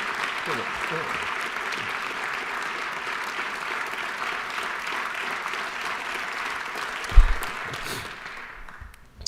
Thank you very much. How did my journey and story start? In 1966, I graduated from Frankfurt American High School in Frankfurt, Germany. My grandfather and father both were career military veterans. My grandfather was a master sergeant in the 24th Regiment, and my father was a helicopter pilot and retired as a chief warrant officer. I'm proud of my father because he was a mechanic in the United States Army, and he worked on helicopters. He got out of the Army, went to officers training school, and became a pilot and flew helicopters for the United States Army. The military was not for me. When I was in Germany, my father, when I was growing up, he used to dress me in Army uniforms all the time, you know. And I said, Dad, I don't want to be in the Army. And he said, you going into the Army, boy, you going about your business. So unbeknownstly, he worked a way for me to go to Morgan State, to ROTC school. So we sent the application, then he sent one to Tuskegee, and then he sent one to Clark. And of course, in Germany, we got back, and neither school had received my SAT, nothing from either school, and that's the mail for you, you know, to Germany. And so a friend of mine, a friend of my father's, lived down the street, Dr. Robert Threet, who went on to become, as you know, president of Morris Brown College. So we went down to his house, and he said, let's take him down to Fort Valley. And that's where I entered Fort Valley, and Fort Valley changed my life, and I owe a lot to Fort Valley State University, and all of you all know how much I love Fort Valley. Right, Chairman England? I love Fort Valley State University. And I didn't do well. Well, you go to school to study, and I kind of got a little wavered. So I was in my last semester. I was taking a 3-hour course and a 5-hour course, physical science. And so I ran to the physical science, and I asked Dr. Steele, I said, what's he? He said, well, you got a B+ yet. I don't know what your problem is. So I went up to this business school. My major was business, well, mine in economics. And my instructor said, sit down for just a minute. She said, you know what? I met a lot of people, but you got it. You just got it. But you just don't know what to do with it. Now, you got it, so, but maybe during summer school, you'll find yourself. I said, you don't know my mother and father. Now, please don't do that. I'm the first married to graduate. Don't do that to me. And a football player came by who was a minister now, Reverend Dawson. We went in there together, and we both left crying, and she wouldn't change it. So I went to summer school and then realized that the course was not going to be offered in Fort Valley. It was going to be offered at University of Wisconsin. I said, oh my Lord, how am I going to get up there? And he said, you can take it correspondently. Now for young people now, you can take anything on the internet. But back then, it was a courier. So I couriered my lesson back and forth and took the course and made a B+ through the mail. Could have made an A in the classroom. So one summer, I was in the library, and I ran across a poem called The Guy in the Glass. If you read the AJC's paper today, Maya did a profile on me, and that was the nucleus of the story. And that poem changed my life. It states, I'm going to do a short version of it. When you get what you want in your struggle for self and the world makes you king for a day, then go to a mirror and look at yourself and see what that guy has to say. You may be like Jack Hall and Chisholm on the plum and think you're a wonderful guy, but the man in the glass says you're only a bum if you can't look him straight in the eye. You can fool the whole world down the pathway of years and get pats on the back as you pass, but your final reward will be heartache and tears if you cheat the guy in the glass. I told myself then, never ever would I cheat myself. If I say I'm going to be a doctor, I'm going to be a good doctor. If I'm going to be a lawyer, I'm going to be a good lawyer. If I'm going to teach school, I'm going to teach school. But if I be a street sweeper, I'm going to sweep streets good. And that changed my trajectory. That changed my life. And I came home to Columbus, and no jobs, of course, you finish in December. And but I started an organization called LOT. You're familiar with it. Leaders of Today and Tomorrow. And I found the 20 brightest young people I could find, 22, 23, 24, 25, you're my age. And we met with all the leaders we were the leaders of tomorrow, we met with all the leaders of today. And my father knew a lot of them. And one of them was the vice mayor of Columbus, and A.J. McClung, he mentored me for many, many years. And so we met, and we met, and we met, and eventually I was appointed to the Medical Center Board of Trustees, the first African-American, taking the place of a gentleman who had retired. And thereafter, I was still looking for a job, so I'm gonna have to leave Columbus and move to Atlanta to get a job. So AJ and George Ford told me, this is my first test of politics, said, meet us at the Labor Department. I said, what's going on? They said, we're gonna get you a job down there. And so went to meet them at the Labor Department, went in, and I'll never forget it. Dorothy Bass looked at them and said, we don't have any openings. Said, we'll take his application. And Mr. McClung said, get Commissioner Sam Caldwell on the phone. I said, what? You want me to call the commissioner? And he said, yeah, call the commissioner. So the commissioner answered the phone and said, hey, Jay and George, how y'all doing? I said, we got a young man down here in Columbus. We're going to get him involved in politics, but he needs a job to stay here. Well, we ought to be able to work that out. So you got a Bible in the room? And I'm just sitting there as a young 23-year-old, not knowing what the heck's going on. And he said, young man, put your left hand on the Bible and raise your right hand. He said, do you solemnly swear to keep the whole laws of the state of Georgia, so help me God? I said, I do. He said, welcome to the Labor Department. and I said, what about the state merit exam? He said, son, you're in politics now, don't ask so many questions. That was a Friday. He said, go to work on Monday. And I went to work on Monday, went to work for the Labor Department, and stayed there for about 6 or 8 months. And then went to work for GMAC and ultimately to Synovus. And during that time, we were meeting in Albert Thompson, who was a chairman of Special Judiciary here in this house. And he was talking to us. Our group was meeting with him. He said, one of y'all ought to run for the state legislature.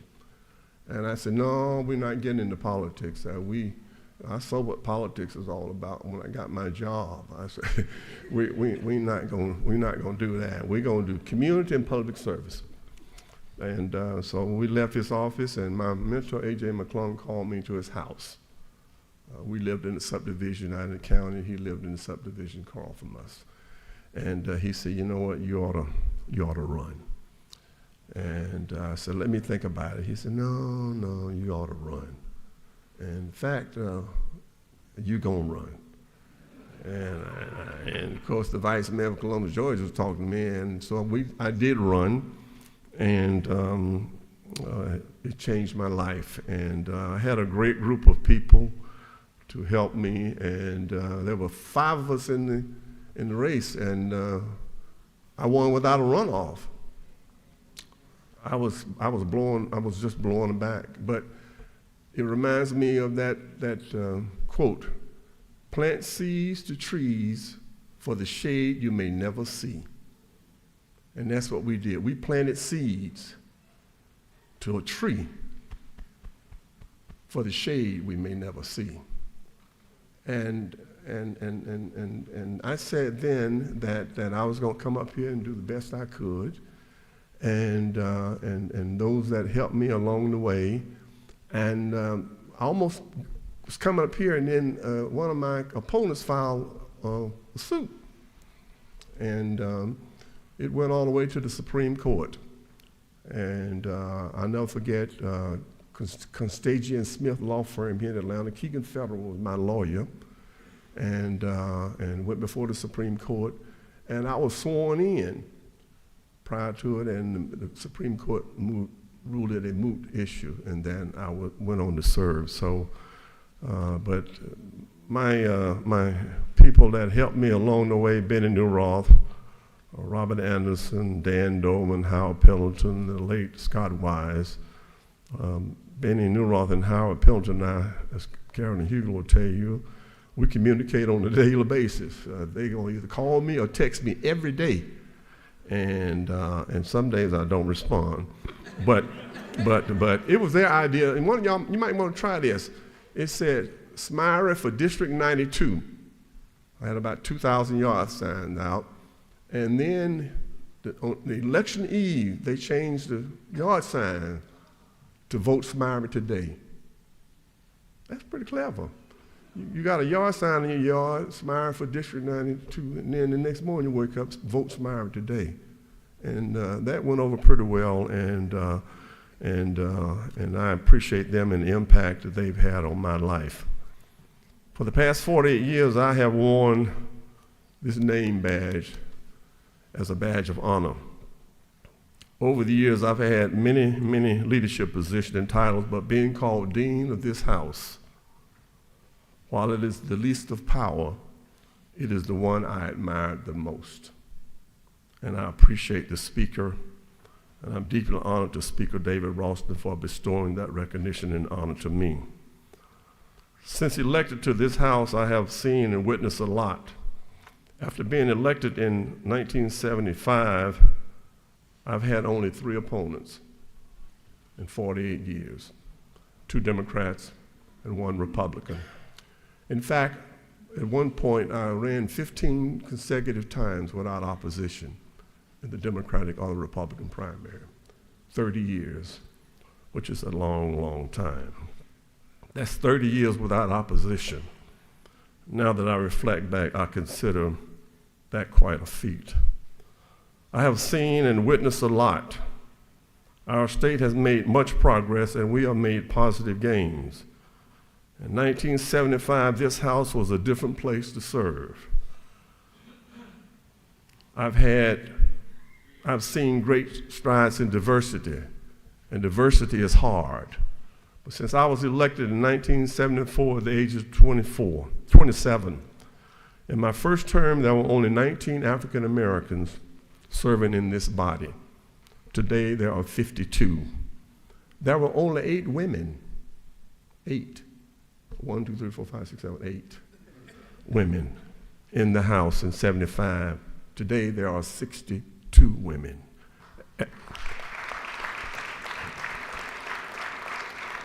Which represent diversity as well as members of the LGBTQ community. By far, better diversity. It makes this House looks like and represents Georgia. Yes, you have added it up. In 1975, the People's House was made up of 172 men and 8 women. I want to recognize that we've come a long way, and we ought to be proud of where we are as a state. I want to recognize a few people that have helped this turtle get up on the fence post. I warned that out at home. They told me, don't you ever say that in Columbus ever again. Well, y'all have just heard it again, those that are listening. But serving in this House has also allowed me the honor of serving with 5 House speakers: Thomas Murphy, Terry Coleman, Mark Burkhalter, Glenn Richardson, and now Speaker David Ralston.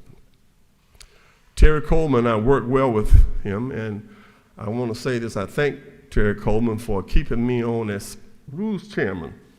Gentlemen, you get a new speaker, you get a new Rules Chairman, and he allowed me to continue on, and he allowed me to continue on as a member of the Budget Conference Committee as well, and I appreciate that. When he became Speaker, my mentor, Tom Buck, became Chairman of the Appropriations Committee, my seatmate. Thomas B. Murphy, he was my friend, and he had an early impact on my political career. I met him in December 1974 in his office. And you've never been in Tom Murphy's office, it's a treat because it was like a museum. anybody that's been in here serving, and it's at West Georgia now if you ever get that way. But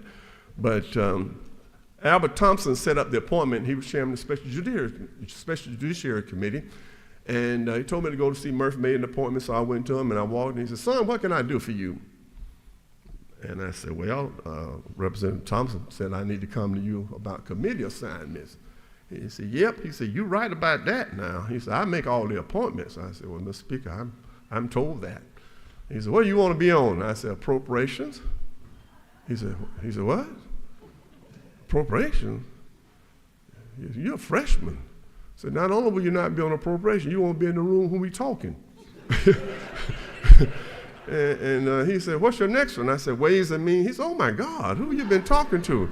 I said, "You're a freshman. You don't go on no Ways and Means." He said, "What about your third?" I said, "Banks and Banking or Health?" He said, "Oh my goodness, son, I don't know who you've been talking to, but freshmen don't get those committees." But he said, I will look at it and get back with you," and then I got one of them. And then after the session started, he put his arms around me, and we were somewhere at a reception. He said, "You know what?" He said, "I want you to stay close to me. I kind of like you." I said, "What did I do, Mr. Speaker?" He said, "Well, you keep your cards close to your chest." And he said, "A little bird told me that you gave me appropriation, Ways and Means as your 1 and 2, and you gave me Banks and Banking and Health as 3. But really, the Banks and Banking and Health was your number 1. So you kind of tricked the guy. And you gave me the 2, you knew I wasn't going to appoint you, so I kind of got soft and gave you the 3rd. So he said, "That's pretty clever." So that was my first time to speak, to meet Tom Murphy and have an engagement with him.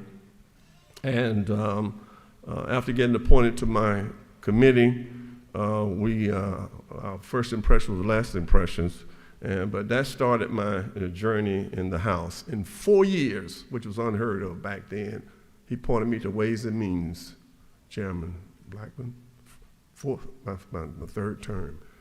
2 years later, he appointed me to Appropriations Committee. And then I told Chairman England the budget was $4 billion when I went on appropriation. $4 billion, now 30.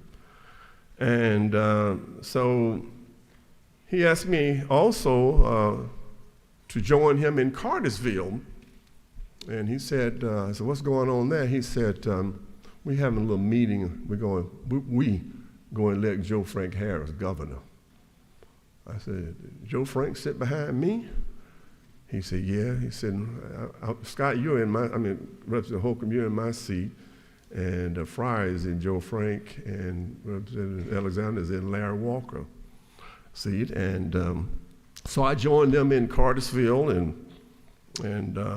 Joe Frank Harris was elected governor, and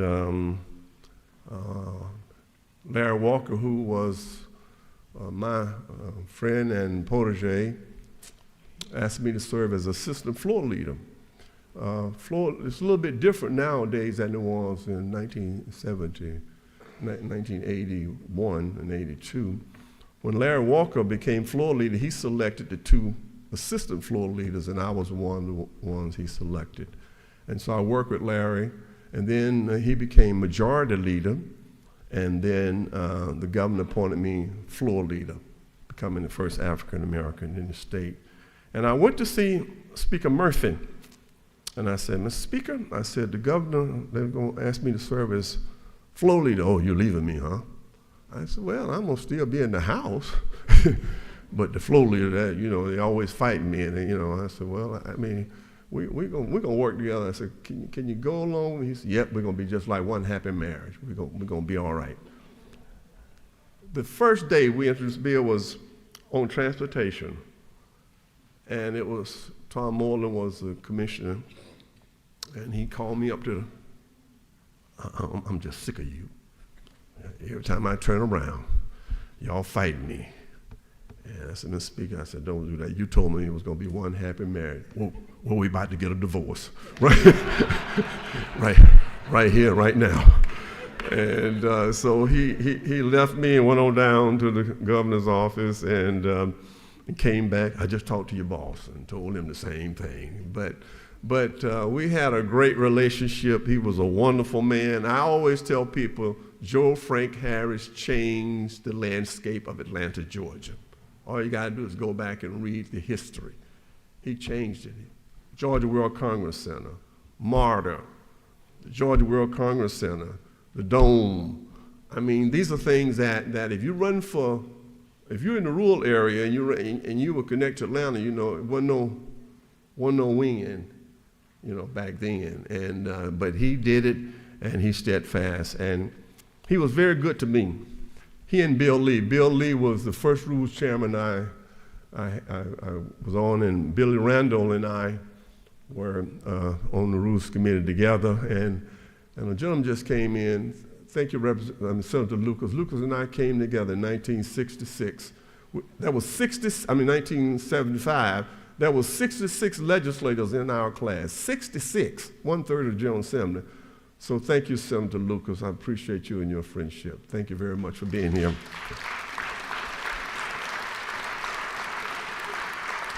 But the speaker is just, he and Bill Lee were connected, and so we went back in Speaker Ralston's conference room one day, about 5 or 6 of us in there, Tom Buck, Bill Lee, Terry Coleman, and myself, because the speaker allowed me to sit with the conferees for 10 years. When the conferees come from 403, come down his conference room, I sat down on the inside and watched them do the budget. I was not on the conference committee, but I sat there for nearly 10 years. So when he finally appointed me to the conference committee, I was very, very prepared. But on the rules, one day we were sitting back there, and Bill Lee came in and said, in 1990, I'm getting ready to retire, Mr. Speaker. He said, man, I got to find a rules committee chairman. And we were just sitting in the conference room, and Terry Coleman and Tom Buck said, Mr. Speaker, that's your rule chairman right there. He said, who? He said, you mean Calvin? and I thought I was in good stead with him, and they said, yeah, he can do the job. And that's how I was appointed rules chairman. And Speaker Murphy and I had just a great relationship. In fact, at one time, I was chair of the Rules Committee, chairman of the Democratic House Caucus, chairman of the Democratic Party, and a member of the Conference Budget Committee all at the same time. 4 years of that. And one day I said, Mr. Speaker, this is a heavy load. I said, maybe somebody else can do one of these jobs. He said, when I wake up in the morning, son, I don't have to call but 2 people, and you one of them. I said, who's the other one? He said, Terry Coleman, the chairman of the Appropriations Committee. If you know where the money is and where the bills are, you have a pretty good day as a speaker. And so it stayed that way. But he was just a wonderful person, and I miss him, and I appreciate all the contributions that he made to my career. Speaker David Ralston. First and number one, he is my friend. We are from different political parties, but we share a common bond. As you know, a lot of y'all may recall, I was nominated for Speaker as chairman of the Minority Caucus and lost 116 to 58. Not a close race, to Speaker Ralston, losing the votes of 11 Democrats. I was disappointed, but I understood. 30 minutes went by, and I forgot they even voted against me. Because the person you're angry with on Monday, you may need them on Thursday. Hello, somebody. The object of this game is 91 and 120. Ain't no else way you can shake it or bake it. That's it. You can't find 90 people, then it's you talking, but you just kicking the can. If you find 90, then you filling the can. And I've tried to be one to fill the can. But Speaker Ralston, in his address, he stated this, and I quote, "We are at a point that is both unprecedented and unexpected. As a House and state, we face great challenges. There will no doubt be obstacles thrown in our path. but I truly believe this chamber is filled with good leaders. Public service is both noble and honorable. I also promise a new beginning with the city of Atlanta. Atlanta has a new leader, and I promise to work with the city and move all of Georgia forward. I said in my speech, and I quote, "I don't expect to win today by popular vote, but the mere fact that I am a candidate is a victory for democracy and the minority party. Spoils go to the winner, but whether you win or you lose, politics ought to be about being open and participatory politics and policy. I don't suffer from the illusion of inclusion, but I do expect the decency of participating in this house. No one can break your back unless you bend it. So I intend on standing strong, and I will continue to stand for what I believe in and forever honor the institution of this house, which I serve." While we were friends prior to that Monday, January 12th, 2010, that day seemed to have made our friendship more of a fixture. We would go forward and for the next 12 years would work on many transformational issues for our state.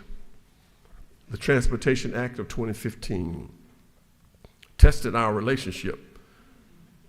Jay Roberts and Mark Hamilton and I were in the office, and we had the bill there, and Carolyn Hughley and Al Williams and Stacey Abrams and 2 or 3 others walked into my office and CLOB and said, "We need to talk to you." I said, "What's that?" I said, "We need you not to sign the transportation bill." I said, "Excuse me?" I said, "The speaker wants me to sign that bill." It said, "If you sign the bill, it will give the signal because of your bandwidth. But we need to be able to negotiate and work this together with the Republican, with the minority." I went back to see the speaker and told him that. I thought our friendship was about to be torn apart. But he looked at me, and I said this to him. I said, "Do you trust me?" I said, "Do you trust me?" His words to me, "I trust you." I said, "I'll see you at sine die." And we worked together, both sides of the aisle, and we worked of a Transportation Act. And to me, the Transportation Act is transformational. It has made this state, we used to run transportation on continuing resolutions from the United States Congress. Now we have money that we can 10-year plan. And to me, that is a great thing for the state of Georgia. And on the last day of sine die, he gave me a lot of recognition of being one of the ones that helped pass the transportation bill. And I appreciate that. For I worked very hard with Jay Roberts and with Mark Hamilton and the Transportation Committee. I was not on transportation. He didn't know it till last year. He said, "We got a transportation bill coming." I said, "I'm not on the Transportation Committee." He said, "Oh my Lord, I didn't know that." And Rick Jasper said, "He's not on this committee." And then the speaker said, "Well, I'm putting him on there now." So I've been on transportation for 1 year, but after all of the transit bill and everything else, but I'm finally on it. Because the permanent transit funding, in fact, I called the speaker one day. I said, "Mr. Speaker," I said, "we ought to do something about transit in this state." I said, "Far too long. Transit is a quality of life issue. It affects a lot of people in their livelihood." And he said, "What you got in mind?" I said, "Put $200 million in the budget." He looked at me. He said, "You need to go see the governor about that, $200 million. So I went to see the governor. Told the governor the same thing, and I was surprised because the speaker was kind of positive about it. And Deal looked at me and said, "We'll do $100 million. I said, "$200 million. He said, "No." He said, "$50 million. And he went down on me. I said, "$100 million. He said, that's why I was in the first place." I said, "Okay." So he put $100 million in the budget. So one morning my phone rang. It was Speaker Ralston. "You need to see the governor." I said, "What's going on?" He said, I'd rather for him to tell you." And so I called the governor, and they wanted to use $25 million for economic development, but we had planned that the $75 million was all we could use through the transit system anyway. So we're able to get $75 million for transit for the first time through bond. And then the speaker said, "You know what, we ought to find a way to fund transit, period. And thus 511 and Kevin Tanner and those that helped out in that regard. And now we have a bill where transit is funded for the first time. You can't think about that. All these years we never funded transit in the state of Georgia. But thanks to this gentleman behind me, David Ralston, we now fund transit. And thanks to all of you, and to me that's a quality of life. The hate crime bill, Wendell Willard, Chuck Estration, Karen Bennett, Megan Hanson. I remember driving to Brunswick, and I talked halfway to this gentleman right here, one of my best friends that I have in life, Al Williams. And we talked about it, and we drove in different cars. Representative Hugh was on her way, I was on my way. It was in the thick of COVID. I didn't think I was going to go, but I woke up in the morning, I said, I gotta go to Brunswick. She had already left. And I drove down there, and on the way, Gloria Frazier, Representative Frazier called me, and she was with the mother of Armand Arbery, Wanda Cooper. And we talked for a few minutes and about the situation. And my first call was to Speaker David Ralston. I said, we need to do something about citizen arrest. He said, well, we got to first pass hate crime. And so we did pass hate crimes, and then first thing I did, I called Armand Arbery and mother, Representative Hogan, and I told her that I make you a promise. We get past hate crime, we're going to take citizen arrest the next year. And I said, I promise you that. I give you my word.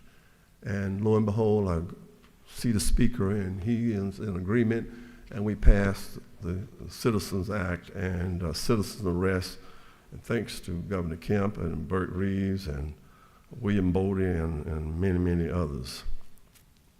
The Atlanta airport was a major issue for me in the city of Atlanta. We were able to stop that situation. Cannabis, medical marijuana. When Alan Peake called me maybe 7, 8 years ago and asked me to sign a bill, I told him I wouldn't. And I just got my plate full, and then he told me one day to go to a mall just to see, and I saw parents going to cars buying from the black market cannabis oil. And by that time, this gentleman right here, Michael Gravely, was taking on the issue, and I want to tell you that's one of my best joys that I have. Is working with you in passing the medical cannabis bill. That was something that, to me, it was a great deal. And seeing these parents and their eyes and what we were doing for their children, it was just something that, to me, I felt a decency in me, that to be able to do that. And for that, I'm thankful. I'm thankful for the speaker. Speaker Ralston has pointed me to more conference committees than I served as a Democrat. Think about that. Other than the conference budget committee, I was on it every year for 6 years. But any other committees, Ralston had put me on more conference committees than I've served as a Democrat. Thank you, Mr. Speaker, for the trust and working relationship into serving on the rules, appropriations, higher ed, and transportation. You appointed me to the Georgia World Congress Center Board, the Special Committee on Access to Quality Health Care, the Special Committee on Election Integrity, the Special Committee on Access to Civil Justice System, and the Georgia Freight and Logistics Infrastructure Funding Commission. So I appreciate all that you have done, and I appreciate our friendship, and I'm looking forward to keeping in touch with you as a friend, whatever my road leads me to in the near future. Serving in this House also has allowed me to serve with 7 governors, 4 Democrats, 3 Republicans. George Busby, because George Busby was the first governor that could run for re-election. We had one term. Jimmy Carter was our last one-term governor, and George Busby was the first governor to be able to run for 2 terms. And Joe Frank Harris, Elle Miller, Roy Barnes, Sonny Perdue, Nathan Deal, and now Governor Brian Kemp. Governor Joe Frank Harris, I co-chaired his inauguration. We had a great relationship. I would become his floor leader He and I and Larry Walker worked together on a lot of issues, and working for Governor Harris was a wonderful working experience. I was on the QBE Commission to establish the quality-based education here in the state of Georgia. It changed our educational system. I worked with him on passing the legislation to create the Georgia Dome. I was the floor leader at that time and helped work the bill through the House and the Senate. It was a heavy lift and a 2-year journey. And at that time, the dome cost $200 million. Think about that. The one we're looking at now is $1.6 billion. So we built the Falcons' first home was $200 million. That kept the Falcons in Atlanta. And I tell people all the time, and I get a lot of criticism for that, but you lose a professional team. You just lose one and see what happens. You just lose. Every team that has lost one, they know it was just catastrophic for their state. So sometimes we have to make hard decisions, and that was a hard decision, creating a dome stadium for the Atlanta Falcons. And I took a lot of heat from my Columbus delegation members. Might have remembered this, but Miss Georgia's held in Columbus every year, and they were having it at the old municipal auditorium. And it started raining pretty hard, so they had a lot of umbrellas. So as the ladies were walking on stage, they had the umbrellas to hold them. And my Lord, that was a bad picture. So one reporter wrote this. I won't say who his name here. But he said, now, he can build a dome for the Falcons, but he can't build a civic center for a city. Oh my goodness, that hit home hard. The first call I made was to Tom Buck, and the second call I made was to Frank Martin. And that was in 1972. In 1974, we broke ground for a $45 million civic center in Columbus, Georgia. And I was just happy to be at that river cut, to save face with the Columbus people. So now we have one. And the last thing I want to thank Governor Harris for his commitment on the Martin Luther King Jr. birthday, a state holiday. And I stand here today on the birthday, the assassination of Dr. King. Dr. King was assassinated April the 4th, 1968, 54 years ago. So it's apropos. I never met Dr. King. I met Daddy King one time, his father, but I never met Dr. Martin Luther King. In fact, when he was killed, we were summoned to a gym in Fort Valley State University. We had a service there. And, but when we created the State Holiday Commission, Secretary of State Max Cleland was the first chair, and I was his vice chair. And he agreed to only serve for 1 year. And then for 10 years, I chaired the State Holiday Commission, Dr. King's State Holiday Commission, and I got a chance to work very, very closely with his widow, Coretta Scott King. So I want to say today that we appreciate the life and legacy of Dr. King. But the holiday bill, I got a lot of credit for it, but Hosea Williams and Tyrone Brooks, for many years, introduced the bill. And when Governor Harris became governor, he asked me to do it, and they signed on. And it was a joyous day that I can always remember. And I'm just so happy, 38 years now, with your help, we just passed Juneteenth as a state holiday.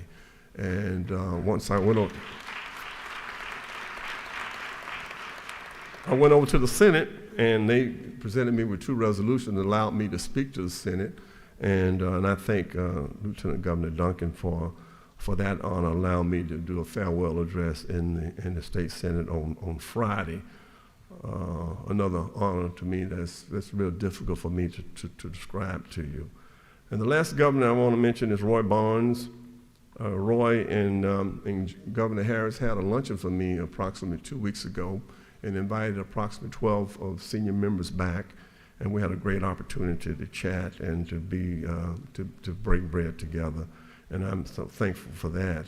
I was at the Democratic Convention in Los Angeles in 2000, and my phone rang, and it was Governor Barnes saying that when I get back, we're going to change the state flag. And I didn't think much of it at that time. And when we got back, he called me to his office, and I told him that Elle Miller barely won re-election, and he didn't try to pay. He just mentioned it, and he just said, "I want to do it," and that "I want to do it." He won by 31,000 votes. Elle Miller did, and what a profiling courage and conviction. And I'll never forget, I was in Milledgeville and had to get back and got a helicopter to land me on the lawn of the governor's mansion, and I walked in, and the governor was in there with about 12, 15 CEOs of Georgia.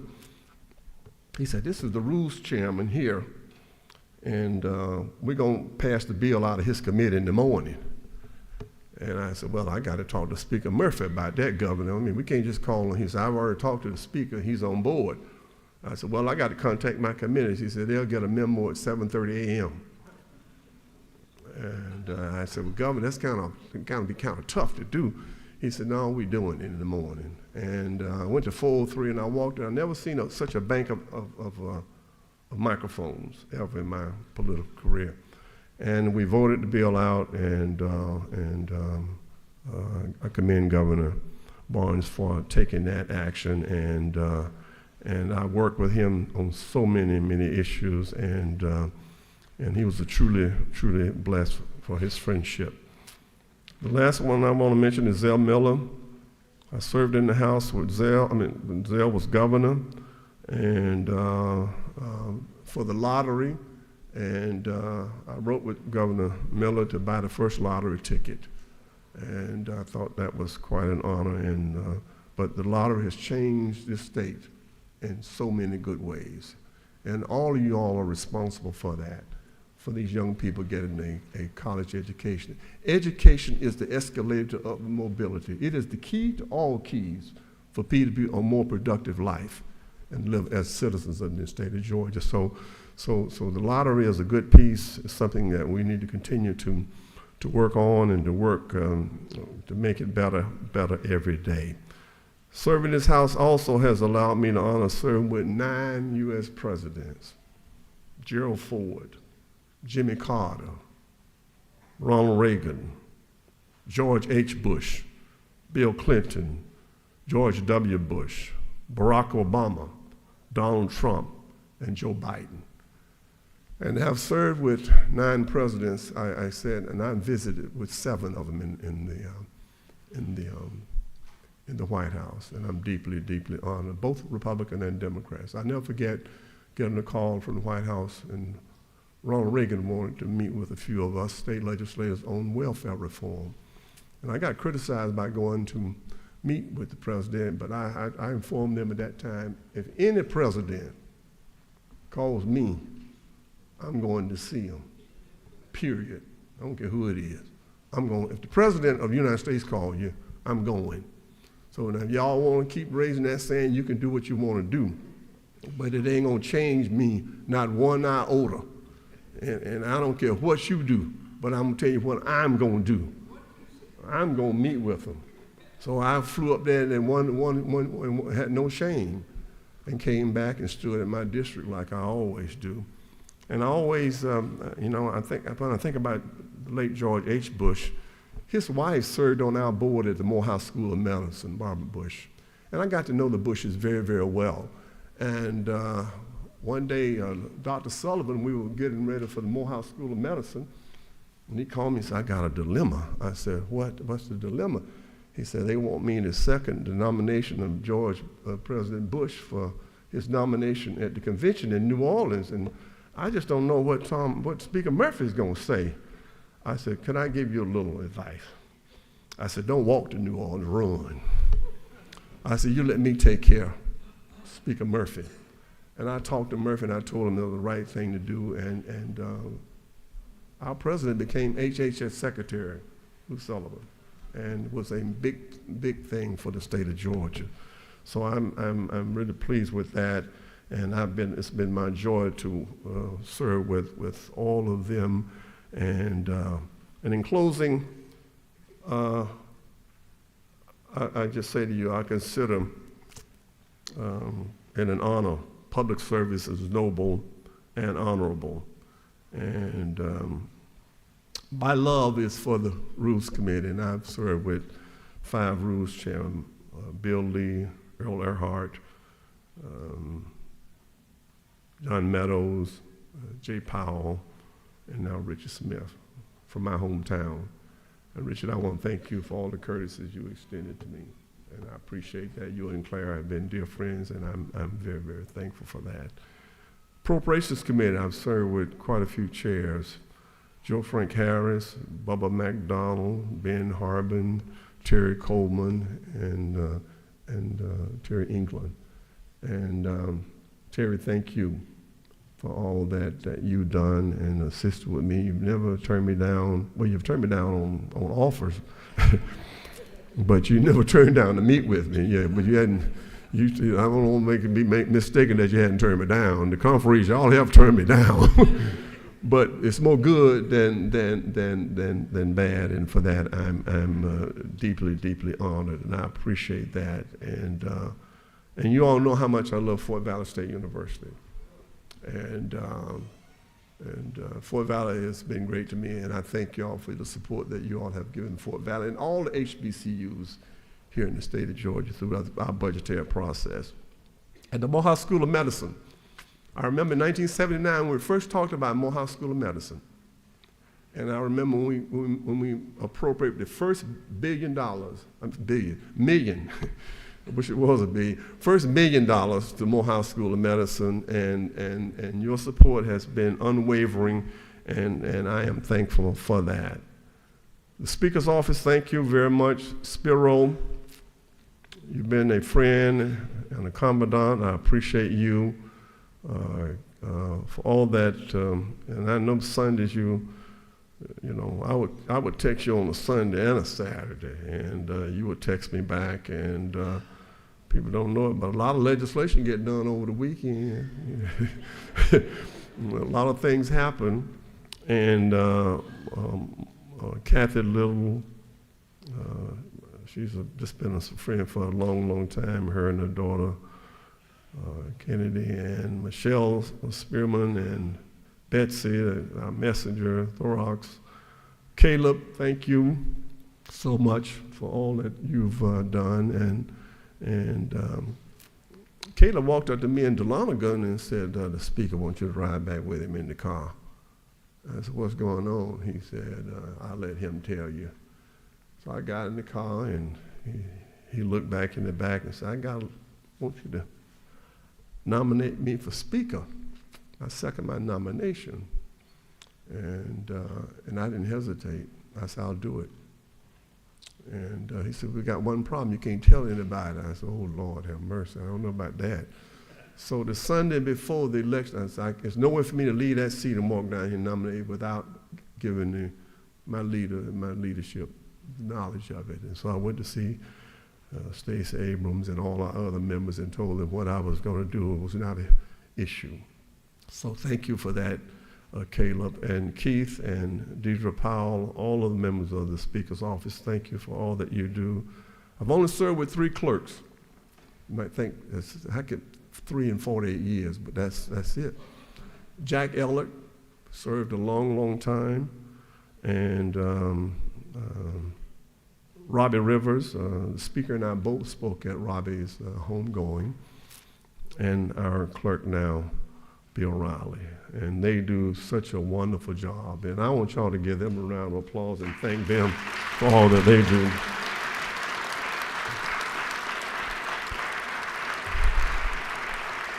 And the doorkeepers, thank you, Pat, and all the doorkeepers. Y'all do such a great job. Yeah.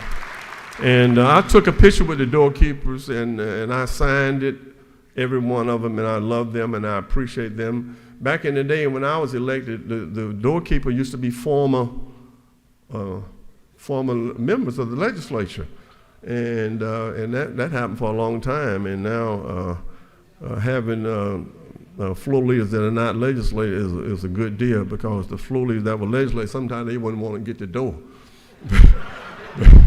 You'll come up to the door, and I said, what's the problem here? He said, well, I said, you're not a legislator, you're a Eustace bird. He said, what is a Eustaburg? I said, a Eustaburg don't make no soup. So open the door, you know, but that's how it was back in the day with our colleagues. And my seatmates, Billy Mitchell, Beverly, oh boy, if you ever sit near these two, but Tom Buck and Nikki Randall. I love Nikki Randall. She served for 12 years.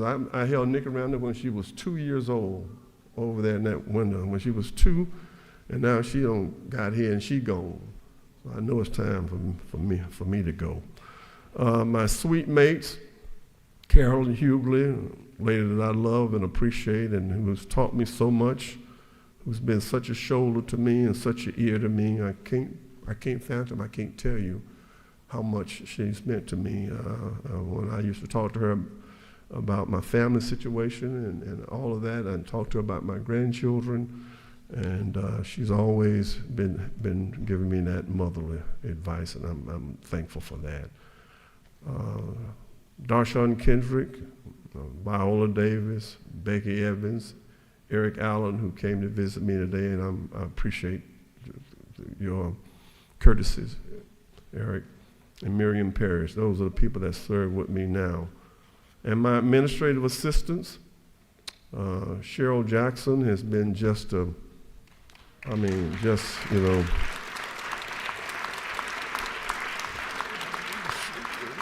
she's been just a wonderful person, and I thank her and her husband, Stephanos, for their courtesy extended to me.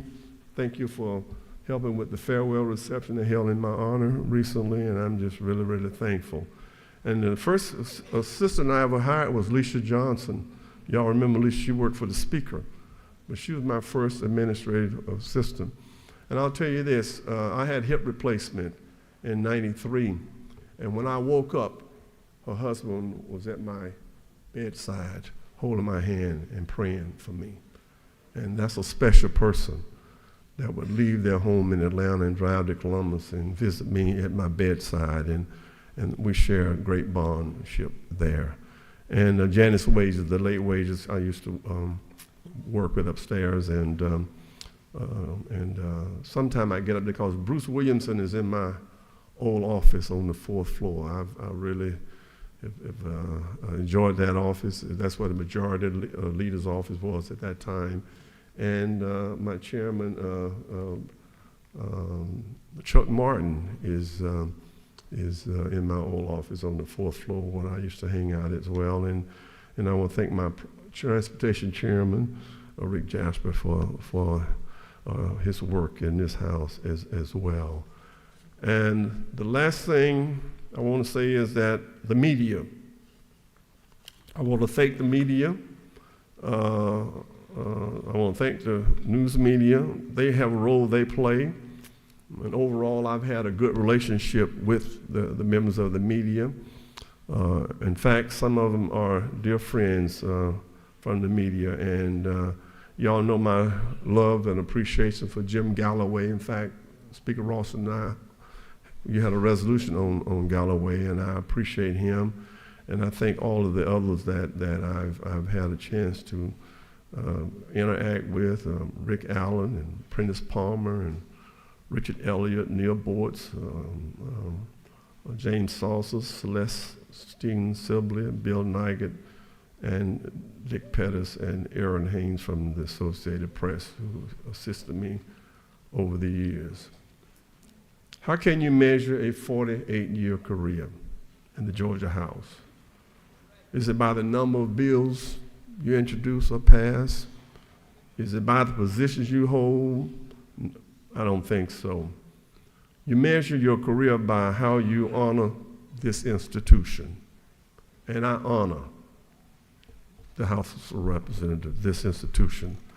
I've always paid honor to this institution called the Georgia House of Representatives, and I shall always. What will I miss not being in here with you all? I got my top 10. So I'm going to give you my top 10. 10, being chairman of the Columbus Legislative Delegation. I'm gonna miss that. That's one of my top 10. I've worked with all these members here, and I love them dearly because they have put up with me for I don't know how many years I've been chairman, but I want to thank you, Mr. Chairman. Thank you, Representative Hewlett, Representative Buckner, Representative Smith. You all been so great. I'm gonna miss all these old days like Omega Day, AKA Day, Delta Day, all them days at the Capitol, Alpha Day. I'm gonna miss it. Where's my friend Kim Schofield? Lupus Day, Sickle Cell Day with Gloria Frazier. I'm gonna miss all my days here, and but I enjoyed coming as well, honoring those different days. Good morning, Al Williams. How are you? Best day of my life. It's the best day of my life.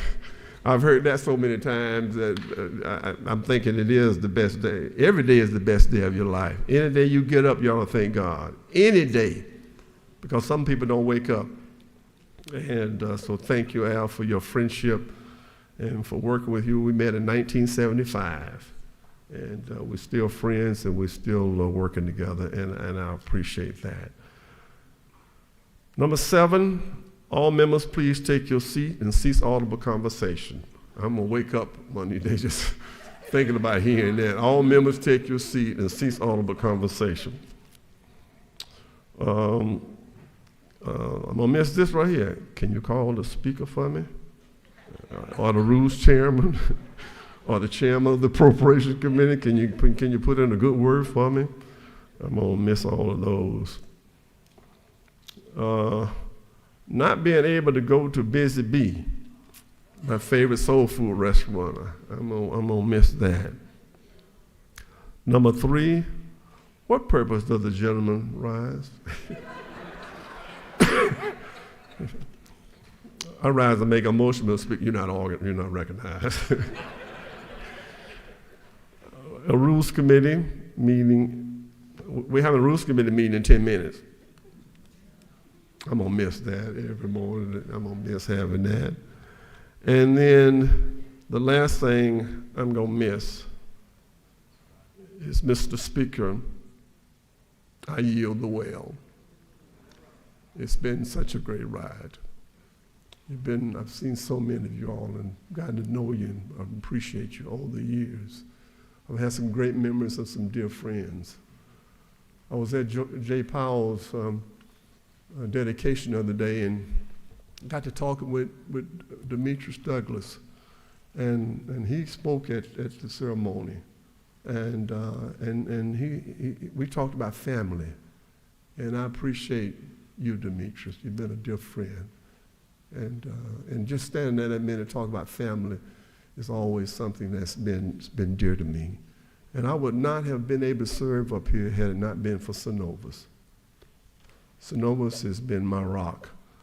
I went to work for that company in 1976, and I had lost my job at another company because of the action that I voted on in here, and I lost my job. And I came up here in 1976 when I went home in 1975, and lost my job in April of 75 after the session, and I came back up here unemployed.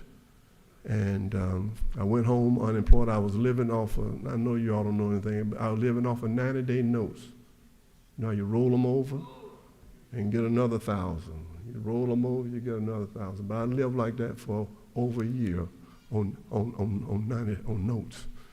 And one day I was walking into CB&T on Broadway, and Jimmy Blanchard was walking out. He said, "How you doing, Representative?"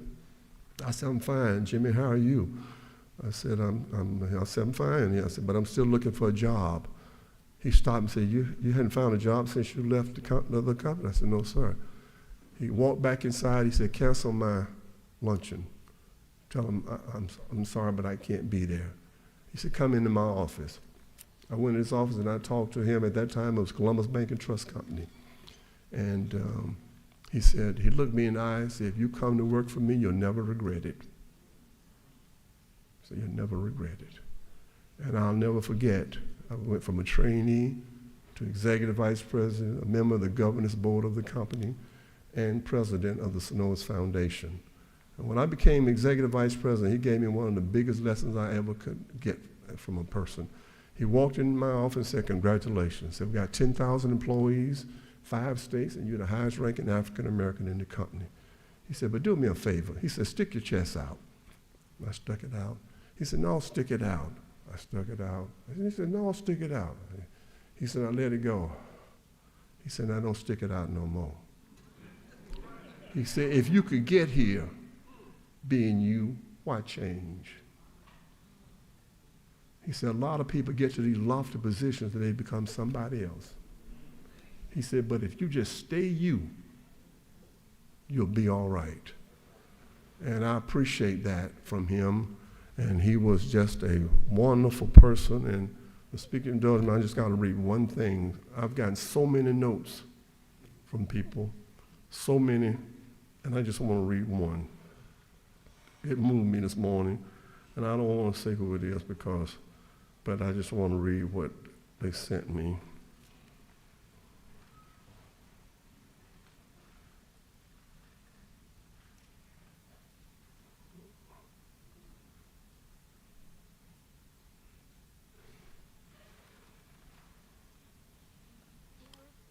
Good morning, my friend.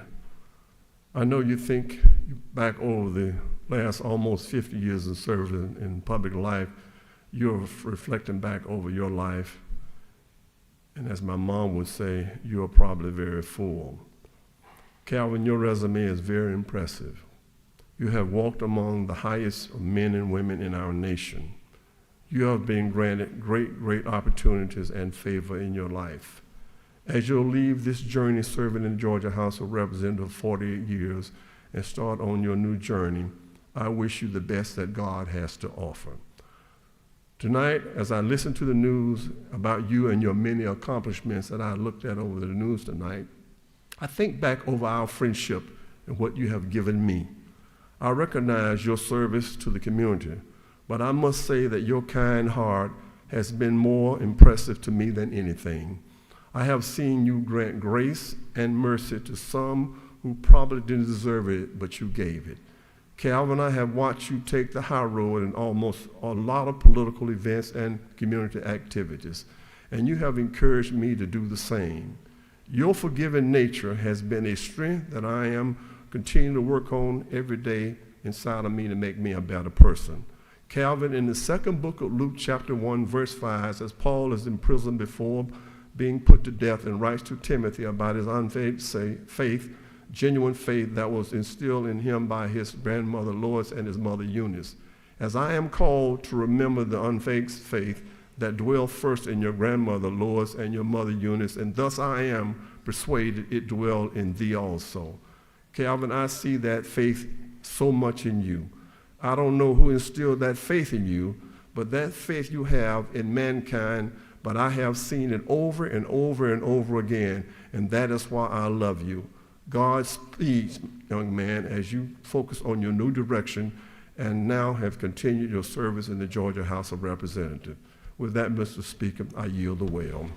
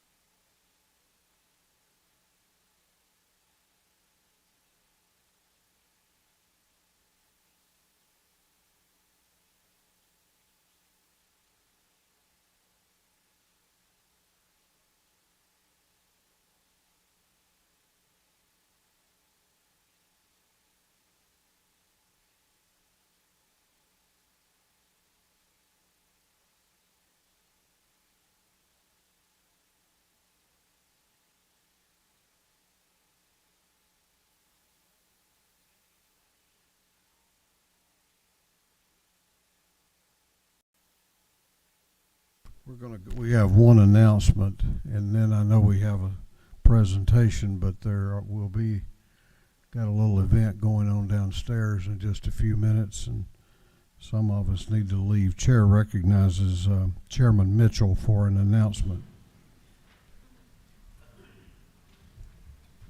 Mr. Speaker, just before we make this presentation, the Democratic Caucus will meet in 216 for a brief meeting and lunch. After the presentation, the House will be in recess until 2:30.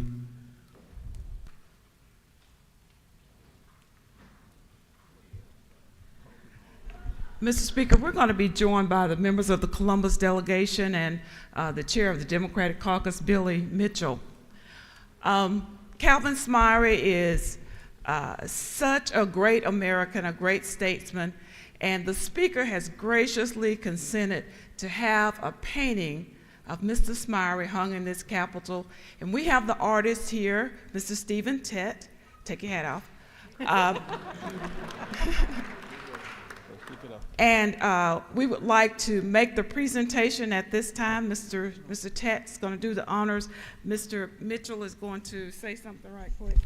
Very quickly, this couldn't have been done without the generosity, certainly, of the Speaker, as well as some of our corporate partners, Malcolm Smith from Aflac in Columbus, Billy Linville from Lexicon Strategies, Calvin Booker, retired Waste Management, and myself.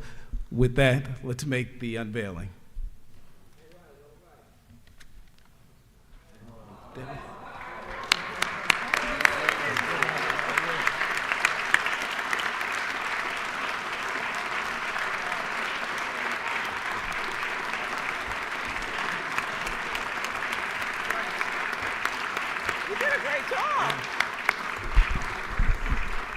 As a result of the Speaker's commissioning this, this will be permanently hung in the Capitol hallway.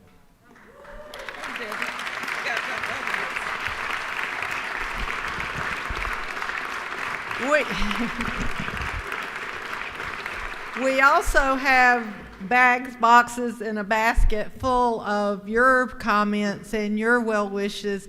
They're overflowing, and they're just a way for us as individuals to say thanks for the memory to Calvin. I mean, Representative Smyre, the dean. That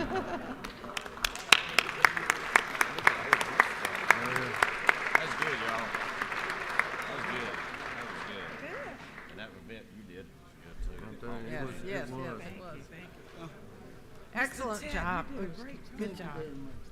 Great job. Great job.